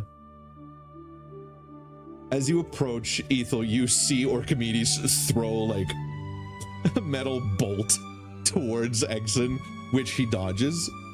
And you hear him complaining about how, like, come on, man. And Orchimedes is like, oh, it could have been a real one. And he's like, but it wasn't. And as you arrive, you see Grim just more serious than usual. He's not his usual happy-go-lucky self. He's just very focused on training Exon right here. It's unusual for him to be this quote-unquote dark. Mm-hmm. And he notices you approaching. And he doesn't even say anything. He just keeps his eyes on Exon. I'll watch like one more round, per se. All right, kid. Hands up. All right.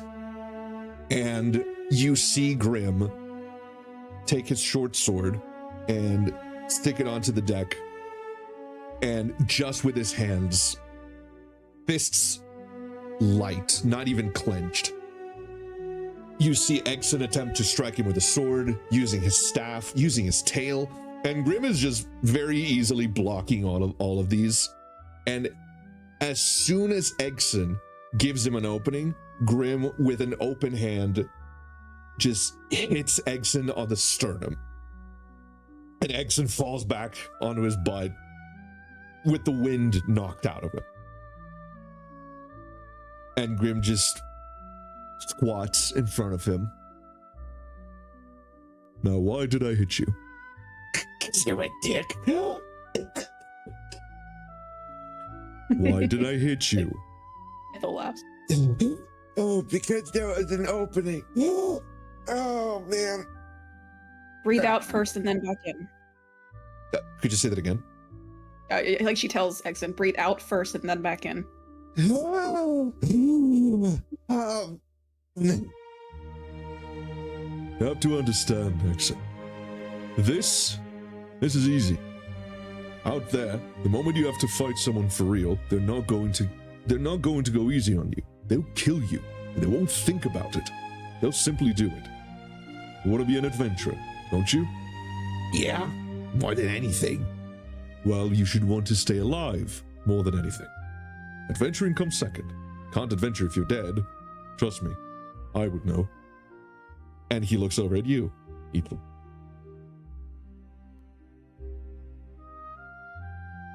She reaches out to like pull Exon up with a hand and says, let's try this a different way. Okay. Grim is right. This is how I was trained at your age, and I can almost guarantee this is how he was trained. But you're Exon. You're not Ithel. You're not Grim.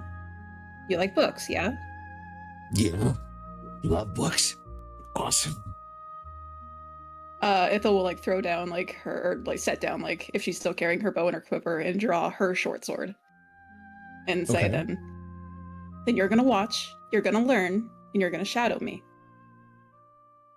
And she turns to Grim with her sword up. Oh. Etho, give me an insight check.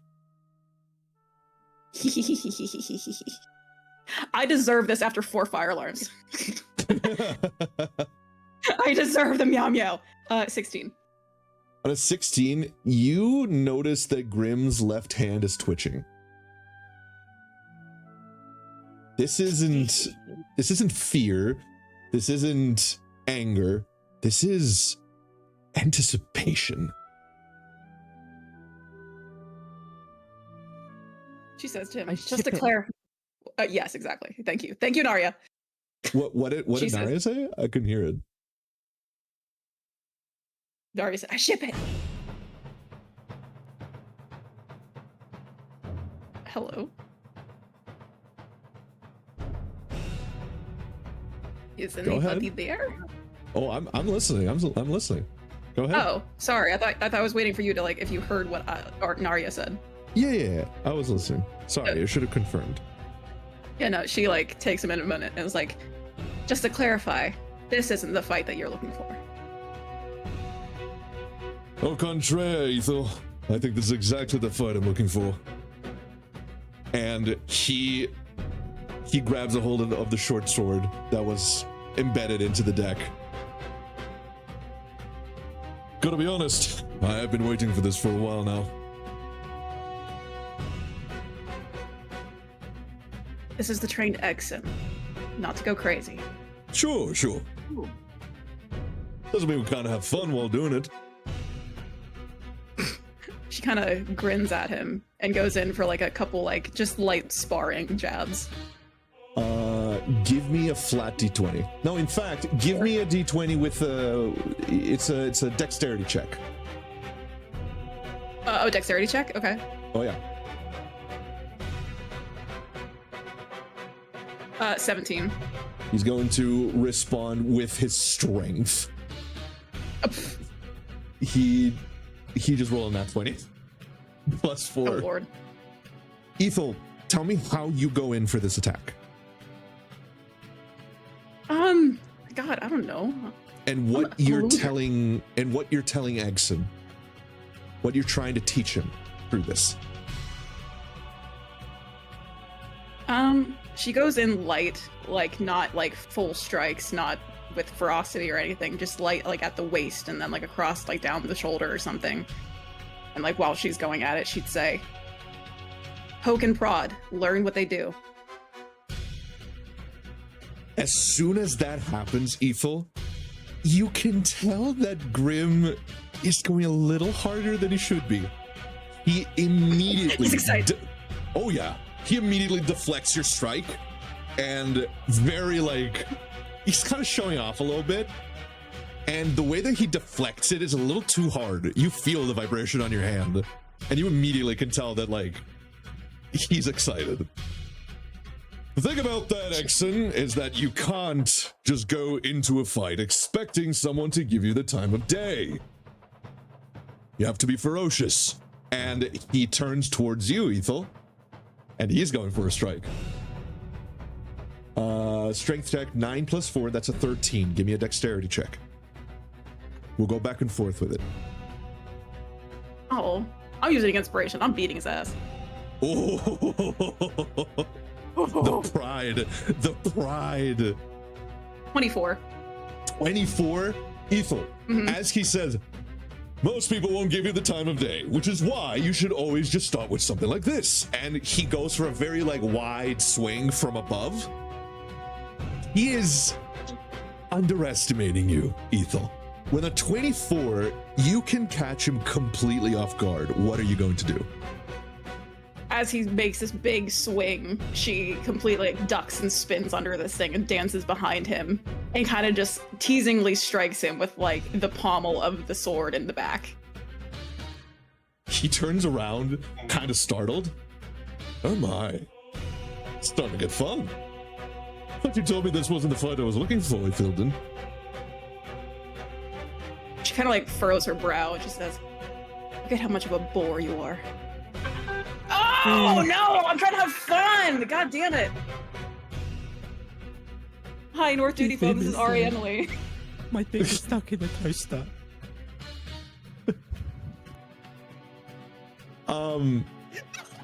Emma's dealing with real life Exons right now. She really is. She really is. In the meantime, Saltbrook, Orchimedes, Naria, and Dale. I'm going to include all of you as this is happening. Saltbrook's not home yet. I'm Oh my god, bro. Oh, are you alive? Oh yeah, that's right. Everyone ping Czar repeatedly. Okay. Sure.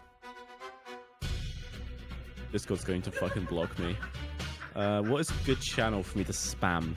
D&D room. I think. Okay, but the actual voice chat. Cool. Yeah. Oh, it didn't work for Lena. Discord's already told me to stop spamming. Please don't get booted from the server.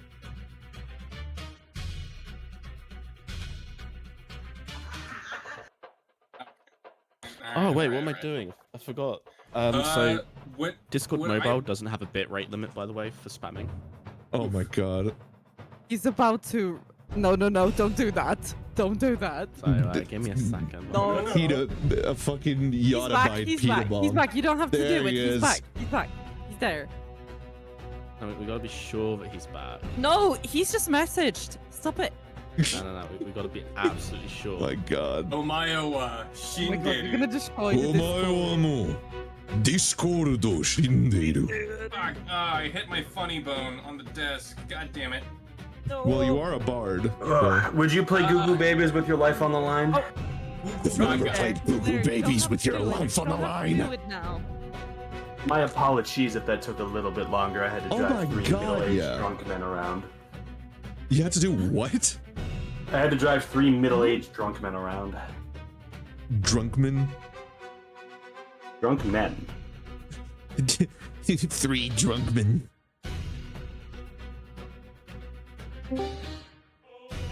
There we go. Give me a fucking minute. God, I hate this fucking job. You've returned. Welcome back. In the meantime, I'm going to give you all a chance to react to this as this is happening. If you want to add something to it. Please shut the fuck up. I'm already back. Gotta be sure. I will post more. I'll disappear and just post Guys, Unas. is Saltbrook here? I don't think he's here. Is Saltbrook here? If you keep doing this, I will step away from my PC and I will post more Unas. I will Sorry, play. another Discord. We set up a bot to You will ping not someone be able to for stop like a me. year straight. Everyone is speaking at the same time. I can't understand shit. Mashallah. Poor Rod. Okay, so for my reaction, I would like to declare jihad. Oh my God. Larian Jihad. Yes. Alright, what's going on now? Ethel and Combat music, Grim. so I assume they're fighting. Okay. Ethan and Grim are sparring in order to teach Exon.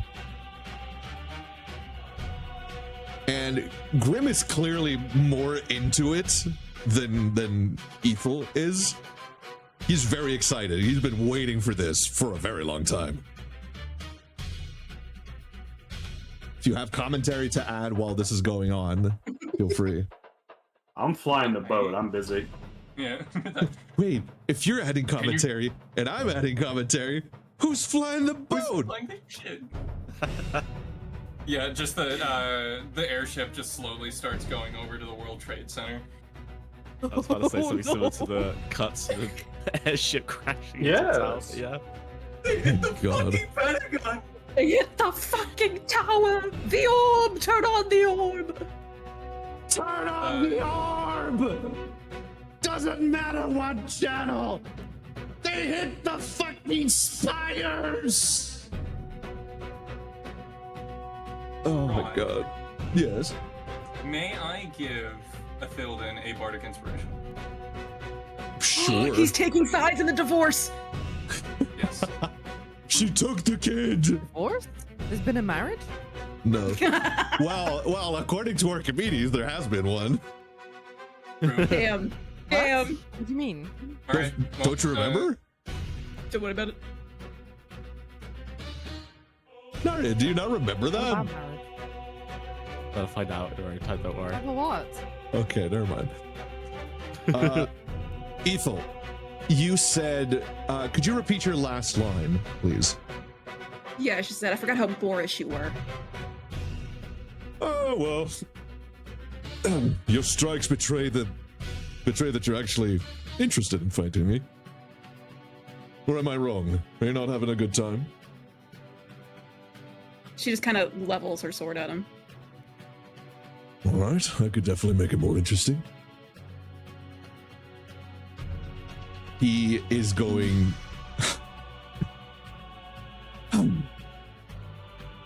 He's going to awaken. Oh dear. Why? He's going to awaken. What? Oh, now it's getting good. Come on now, Ethel. Fight. If we're going to show the child Encourage what it's them. like to fight side by side with us, might as well show him what we're capable of. You What say in the I'm hells boring. is wrong with you? You say I'm boring. Let's make it more interesting. Or maybe you're just afraid.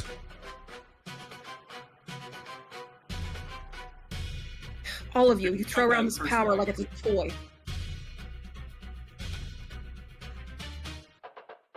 Yeah, he's definitely showing off. Peacocking. Anyway, what I said was that every single one of you throw this power around like it's a toy. We're trying to teach a child, and this is what you do? I don't have that power. Not yet. I have too much power. I don't need any more. Me and only 3 of us can awaken. Exon, That's really fun, actually. keep your eyes on me. When your father died to bring me back, he used of this power. This is what it means to be a warden. This is what it means to be a chosen of Bahamut. Ithildin, on the other hand, doesn't understand what it means to have this power. Not yet, really. Otherwise, she would have shown it to you already. You know the boy will eventually get this power too. Same goes for Orchimedes and Narya. We don't have a mastery over this. We don't have a domination over this power. How are we even supposed to use it? Not talking to you, Saltbrook. Fuck off, Saltbrook. Eyes on the skies, Saltbrook. I can do both. You only have one eye. Yeah, and you're in it. This way hits you with It's the occupied. Nick Fury thing. He opens it up and says, "We've got to keep both eyes open." That.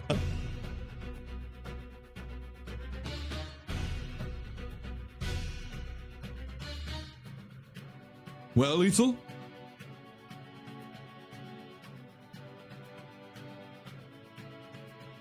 She will very much not do that. Yet, anyway. She just kind of stands up again. Arguing or fighting? Ethel, give me a dexterity saving throw. Nat 20. Nat 20 Yeah, plus 10. plus 10, so that Amazing. was a 30. Mm-hmm. Okay. Ethel, in a split second, your senses catch something. You don't even see him move, but you catch something. Suddenly, from below, there's a fist rising towards your face, and you manage to react to it at the last possible instant. An echo from Grim appears directly in front of you with an extended right hand, as it nearly brushes the tip of your chin.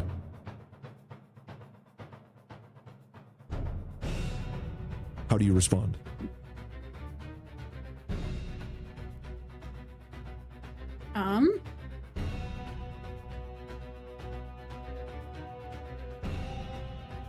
As soon as he busts that shit out, she will a charlatan's like back behind the initial figure of Awakened Grim Okay.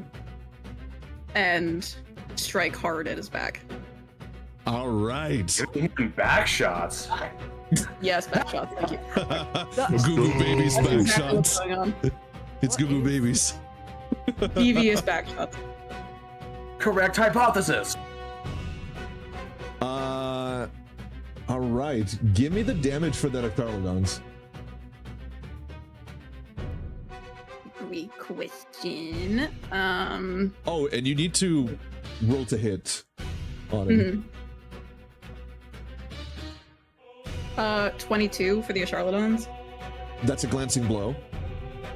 Okay. Yeah.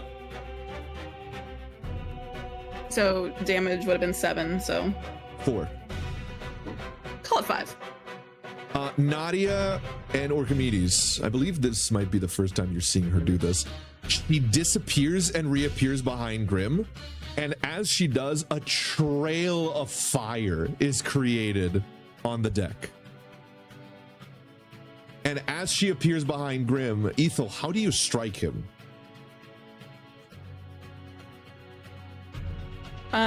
Ferocious, as he called it, a big, like, downward swing. Ooh. Okay, roll to hit with your sword. With my sword. Yeah, that's plus 6 to hit.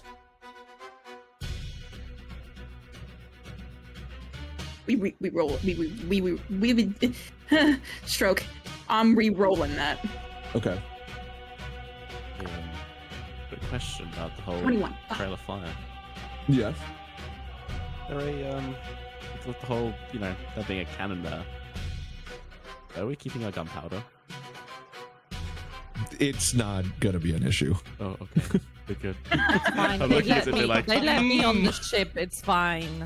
They let me on the ship. There's a literal fire dragon. Dragon. Oh, shit. Yeah. And the devil. Ethel, you all Yeah. see as Ethel teleports behind Grim, creates this sea of fire that engulfs Grim, but as she does this big swing from behind him, Grim doesn't even turn around. He just puts his right hand up and catches the blade without turning around. He looks at Exon and says, "Flashy attacks are interesting. They can be very fun.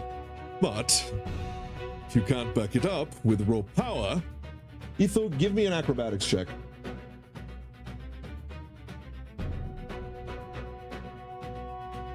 God damn it, man.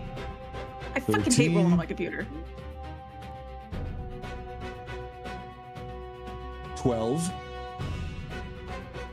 Well, he is awakened, so technically it'd succeed automatically, but the drama's more interesting. Ethel, Grim is going to immediately wrestle the sword and pull you with it and just throw you closer to Exon as you just land on your feet next to him. You're never going to be fast enough to deal with me without awakening, Ethel. We both know that. You're powerful, strong, very strong. The one thing you have to understand about me, and I'm sure you've understood this already, I'm always holding back.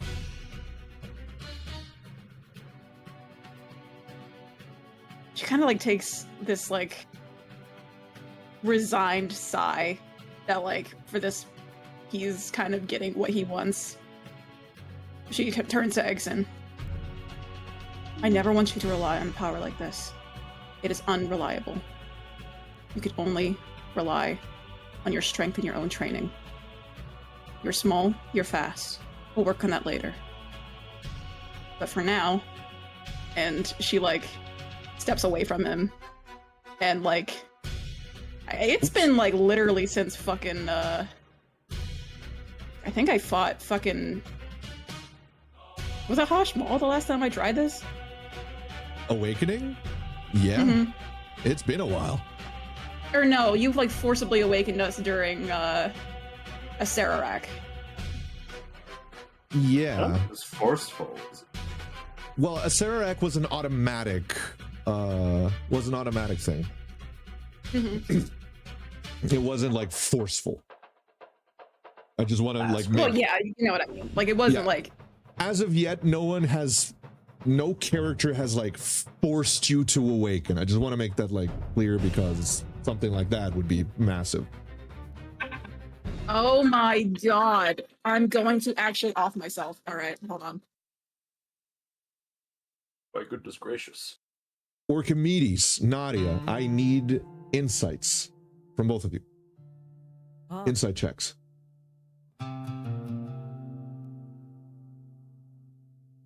Oh, I got an 8. Oh, same. Both of you? Yep. Yep.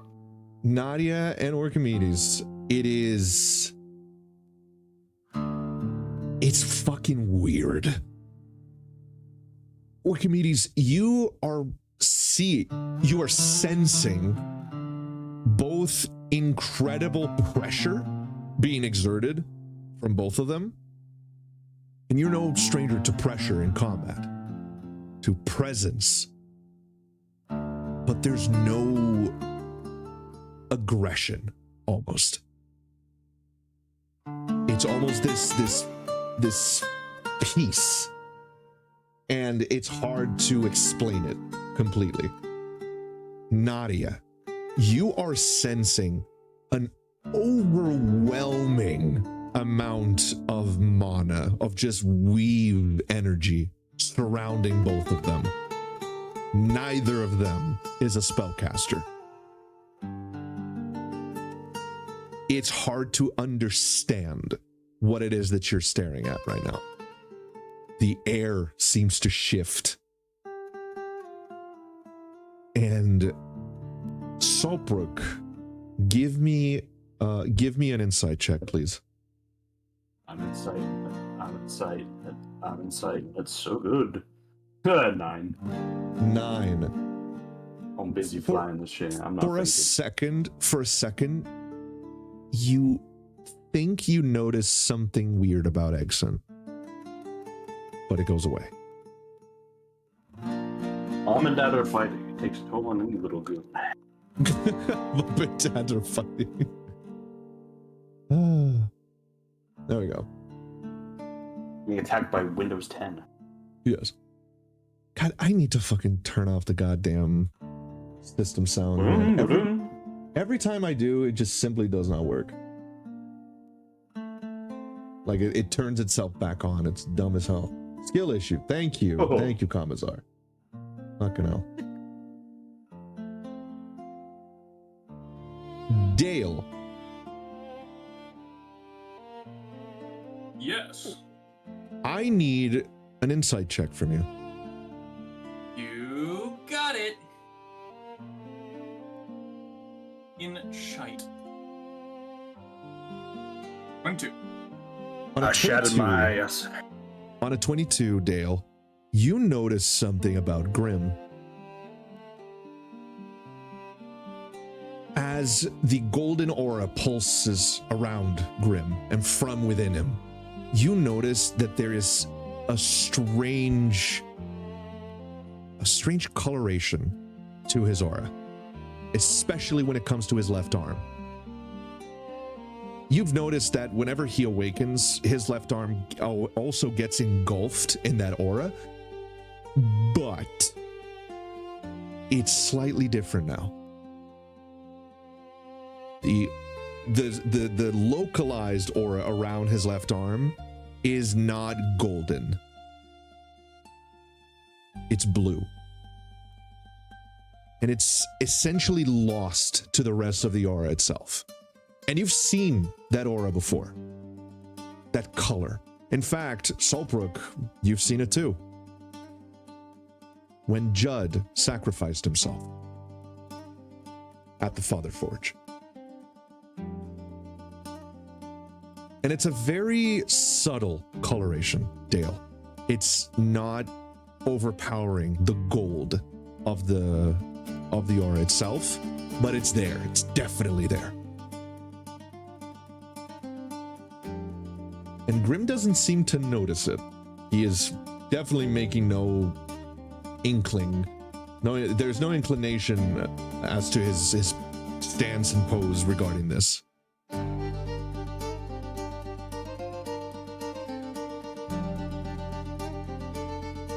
All right, y'all. Go ahead. I'm gonna go over to Saltbrook and just whisper to him, it's like, or actually just telepathically go, it's like, did you see that? See what? His aura is blue. Kind of busy flying right now. Fair enough.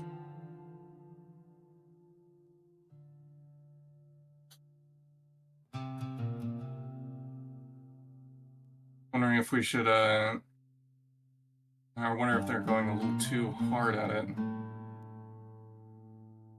It'll be fine. Let them fight it out, and we'll just go from there. All right, just make sure to keep the ship city, or what's left of it. They blow up my ship, I'll be beating them both vigorously. You know one of them has the potential to do that, right? You worry too much, I think. Worry too much. The ship almost crashed last time. As someone who's never flown it before started flying it, yes, it does that sometimes. No, not that.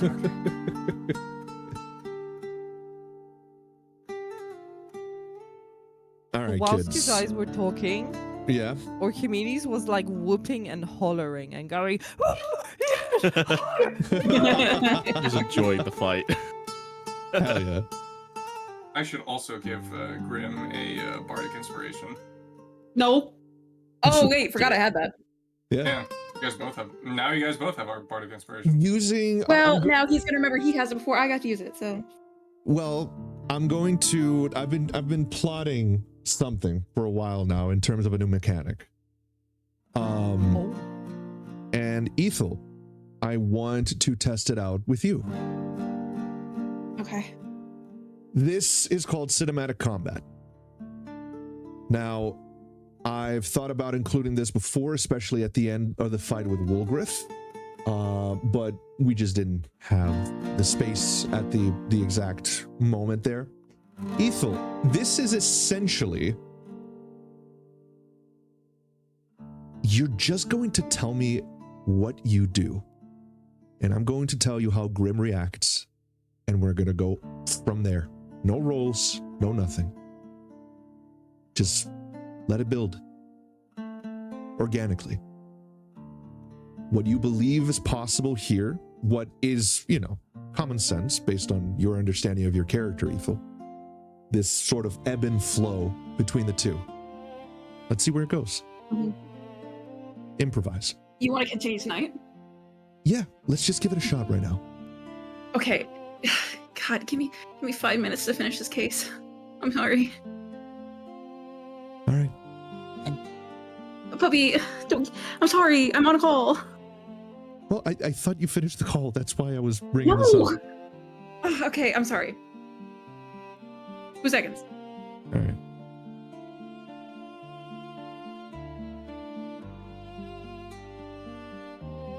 Well, seconds, then Ithilden will slip on a banana peel. But like, do American students really need that much hand-holding? Uni? Some of them do, yeah. Some of them really do, yeah. It's probably a lot of their first times not living with their parents, so. Yeah, but like in the They UK, don't know what it's the they're same, doing. but you're They just need mom to dumped come into hold their halls hand. and just told to deal with it. Yeah, That's you it. just dumped into holes with a bunch of leaflets and that's it. I was.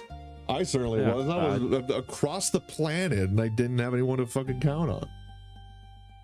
I just No, didn't it's take usually, residence. Someone to call for help every time you burn something is obscure. It's insane to me. Culture Like, shock. genuinely. Oh, 100%. Like, when It's like I... if you got slight alcohol poisoning, you're puking up your guts in the bathroom. Yeah, deal with it, man. I mean, yeah, too Yep, fucking just bad. gotta survive it. Just fall asleep on your side. Fall asleep on your side. You'll be fine, little bro. Exactly. Go Literally, to I mean, the, when go I to the found hospital. out that my bathroom fucking floor is nice roommates... and cold. When I found out that my roommates didn't know how to cook rice, I was like, all right, man, okay. Yeah. You don't know how to work a pressure cooker? What? How did you survive this far? It's not hard. Like, Go to sleep. Go to sleep. Rice Go and to sleep, beans. little baby. Rice and beans is the basis of our fucking diet, and we have it constantly. You need to know how to work a pressure cooker. Otherwise, you can't make beans the right way.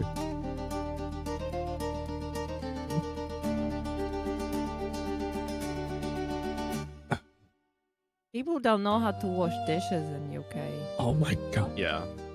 Yeah. Yeah. You just get like.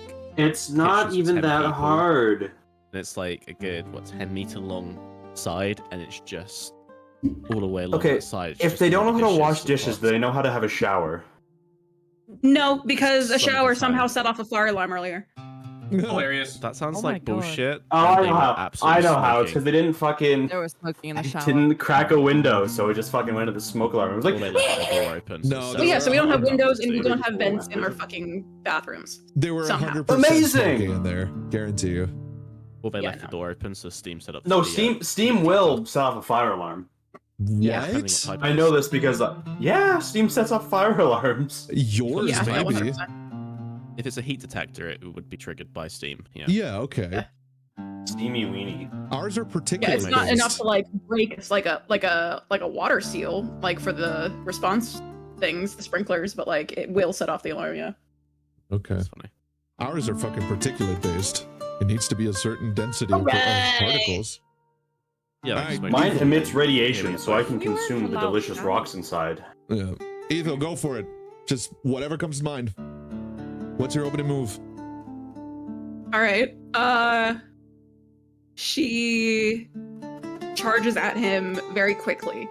Okay. And in lieu of being, you know, the type of fighter she is, she will kind of like go low at first, kind of like swipe at his legs, and then try to kind of grapple behind him and like kind of like walk up on him since he's so fucking big, like grapple up his back. Okay. Ethel, as you're doing this, You're black widowing this motherfucker again. you manage to climb on top of his back, and as you're getting ready to do something about it, Grim creates an echo above him, which immediately is going to go with his right leg just completely extended towards your face. How do you respond? Fucking hell. If she has like her legs wrapped kind of like around his neck / shoulders, kind of like gravity let her fall down, so she's kind of like dangling off of it, and hopefully he fucking kicks himself in the face. That's going to happen. He is going to put his arms up to block his own kick, and as he does, he puts both arms sort of like in this X position, very classic like blocking in like a cartoon. And with that, he's going to turn his wrists, grab his foot, pull down, and just throw the entire echo towards you as you're dangling. Wait, like at me and I'm still attached to him? Oh yeah. Okay, she like lets go of him and like drops down to the deck and rights herself back onto her feet and goes to kind of like strike upward at his chest. Hopefully she dodged his fucking 3,000-pound twin. You did, but here's the thing. Incredible. You went for a punch towards the chest or a kick? Oh, I guess am I disarmed? Well, could be your sword. Yeah, she like strikes upward, kind of like from her stance, like on the ground upwards towards like his chest. Your attack hits, and it goes completely through. If you didn't know better, you would think you just impaled Grim. Yeah, if that happened, she's kind of like not okay. But like, like her eyes, when you... like her eyes would go wide. Like, yeah, and that lapse is everything he needs because he switched places with the echo. He grabs he puts his hands almost like in a prayer, like interlocking his fingers, and from above, he just swings down towards your back. now my mom is fucking calling me. What the hell? She's trying to get you fighting. Mom, you what? Oh, Mom. Honey, sweetie, I burnt the mac and cheese. My floor, someone let you in. Okay. I set fire to the pasta. Give me 30 seconds. Actually, in my first year, someone actually set fire to their spaghetti that they were boiling. How do you set fire to something you're boiling, bro? I'm sorry. I don't know, but they set fire to it. See, I understand something being like in the oven and you forget about it. Like, I thought the whole Adele song didn't make sense, but I guess someone set fire to the rain, huh? Look, Jesus. British, okay.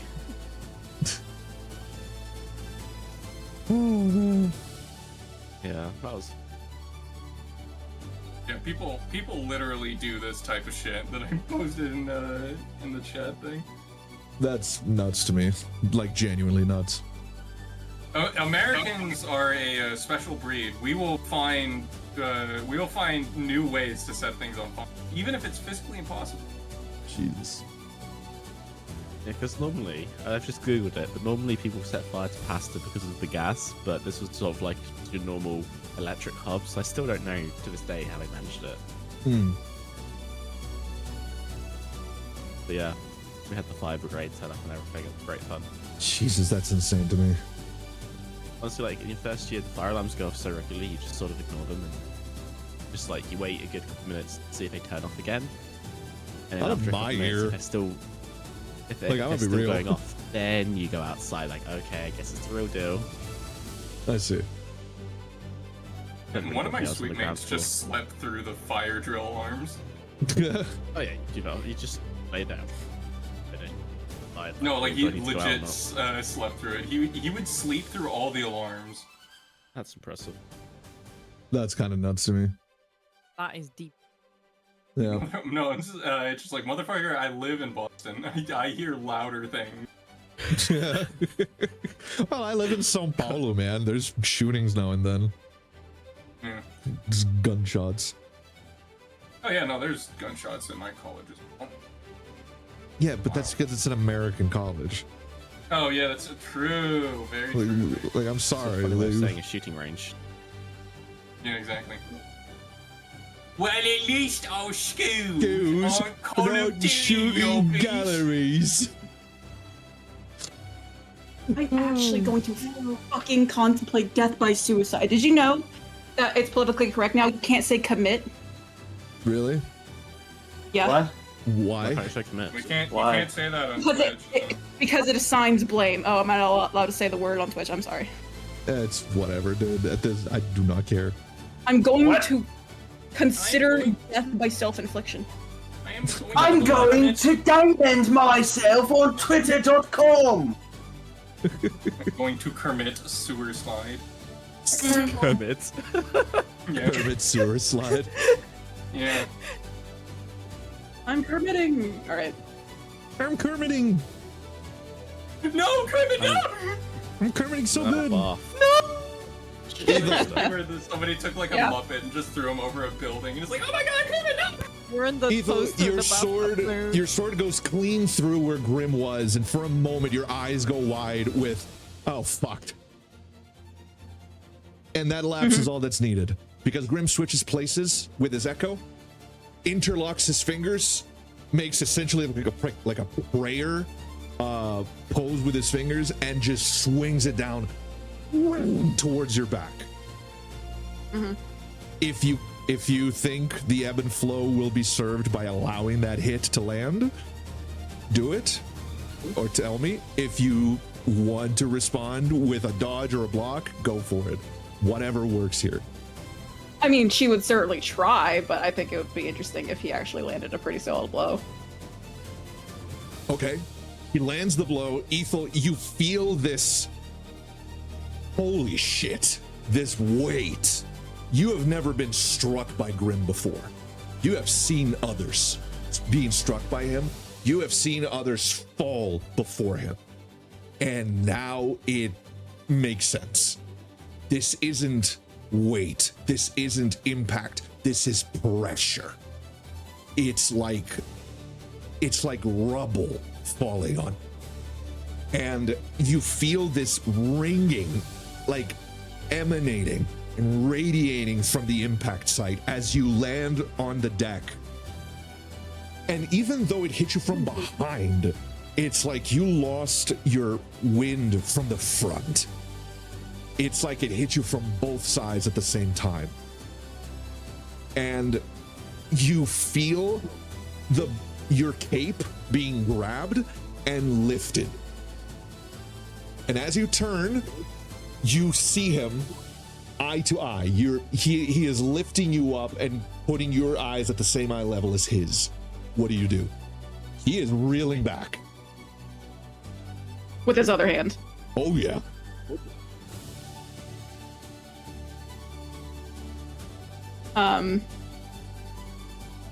She very, like, nimbly.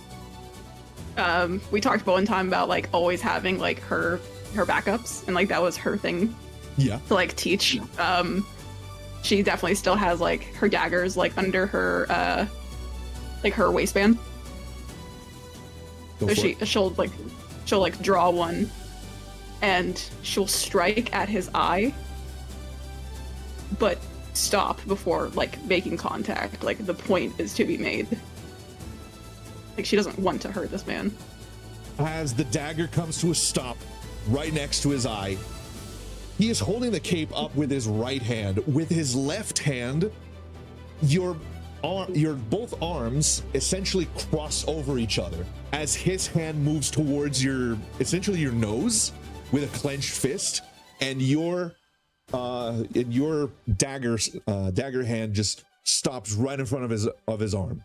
The two of you just stop right there, eyes fixed on each other's.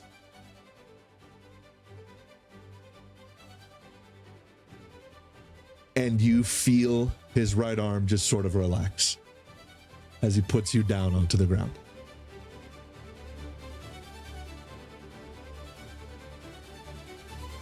I knew you would stop.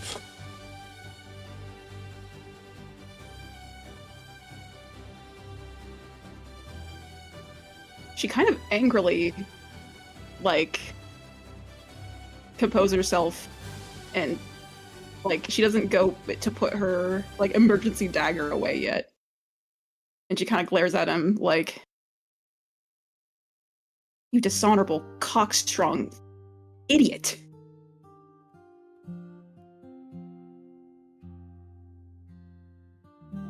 She kind of, like, shakes her head, like, in disbelief that he would actually take that kind of opening against her.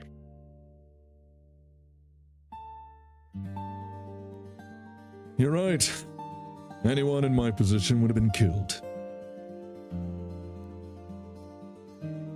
But I'm not anyone. And you're not anyone. I knew you would stop. I've no doubt about it.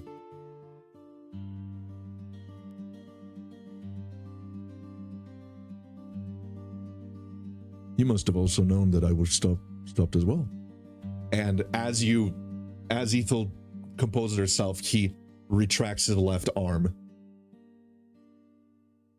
which was like the same tiny inch distance between that dagger and his eye socket was his left hand from your nose.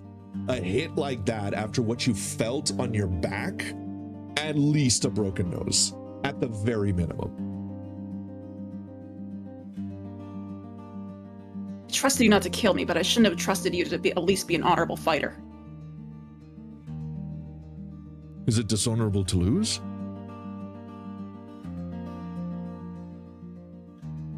She just kind of, like, shakes her head and kind of walks back to, like, her shit. She's very specifically upset about, like, how she was so worried that she had, like, run him through the chest again.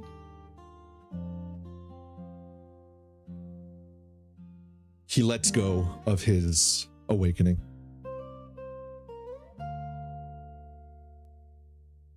There are many things to consider, Ixon. One of them is what's going to catch your opponent by surprise. Ethel thinking that she scored a strike against me was mine. Her having her backup of daggers was hers. Both worked. If you're not fighting dirty, you're not trying.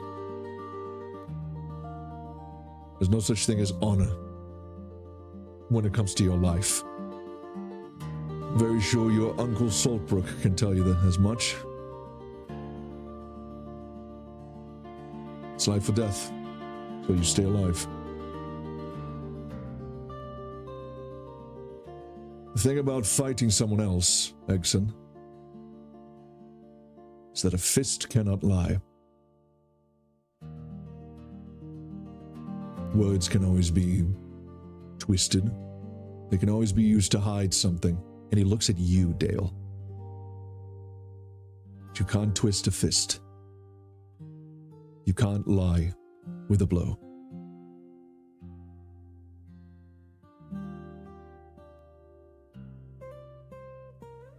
And he walks past you, Ethel, to the side. And I need you to give me an insight check.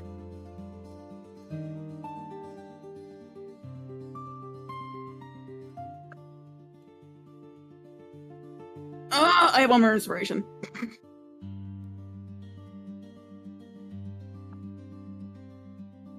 What if I actually jump off a bridge? All right, 13. On a 13, Ethel, he looks at you in a way that you haven't been looked at for a long time. He is looking through whatever barrier you've put up between the two of you. And it's not I don't want to say consensual because that feels like weird. It's not, he's not looking through an opening you've given him. It's like he's found a gap and he is looking at you. He sees you. And for the first time, that bullshit that he's spewed before about knowing someone in a way that normally you couldn't by fighting, he seems to know you somehow after this. I want you to give me another insight check.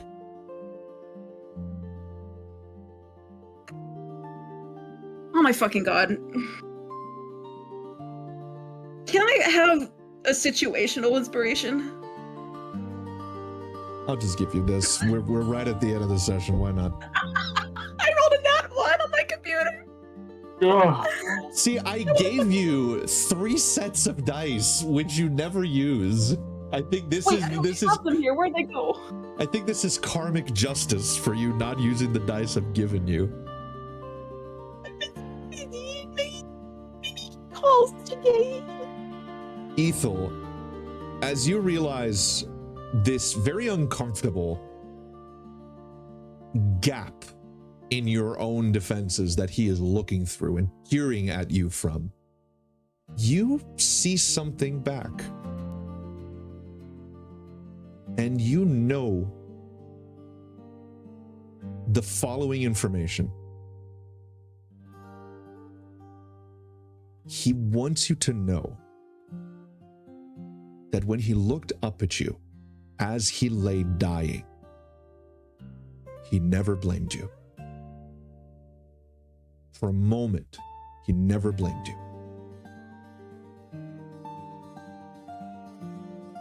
And he hopes you know that.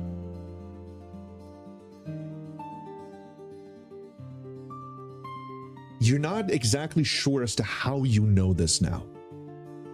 But something about this fight, something about trading blows with this man, it just tells you something. And that is what it tells you. Damn.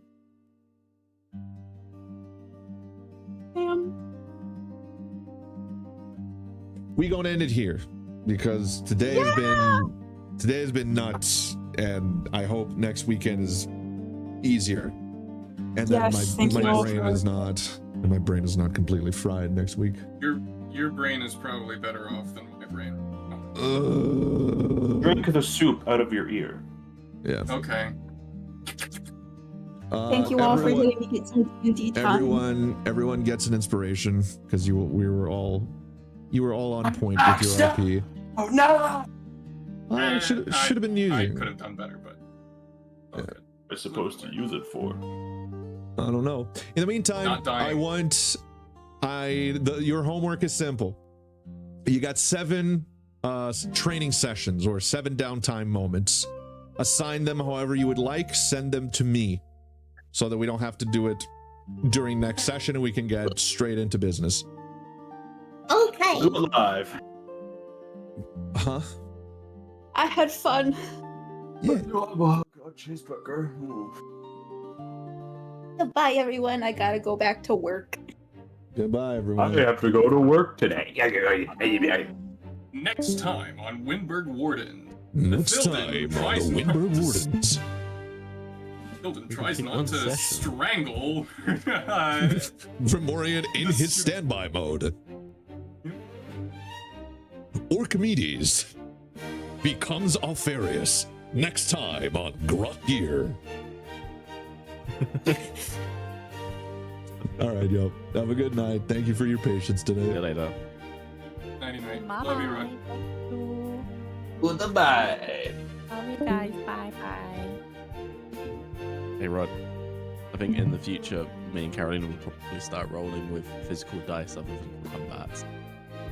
That's fine. Completely We do understandable. actually. I've got some green dice. She's got some purple dice. Nice.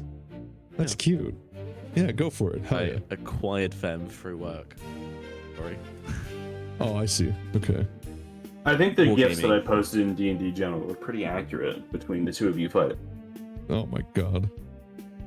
Yeah, so the idea of cinematic combat is I want to use it specifically for RP moments like these, right? But Yeah, or also, like as a finisher. yes, literally. It would be like, okay, you do finish it, right?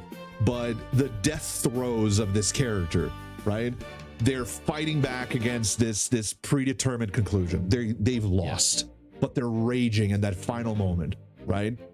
And it gives you the chance to do something really cool, right? To have this sequence of like final shots and final attacks and like this ebb and flow, almost like kayfabe for wrestlers, right? It's an execution, like in Warhammer. Yeah, it gives you an Beat someone to execution. death.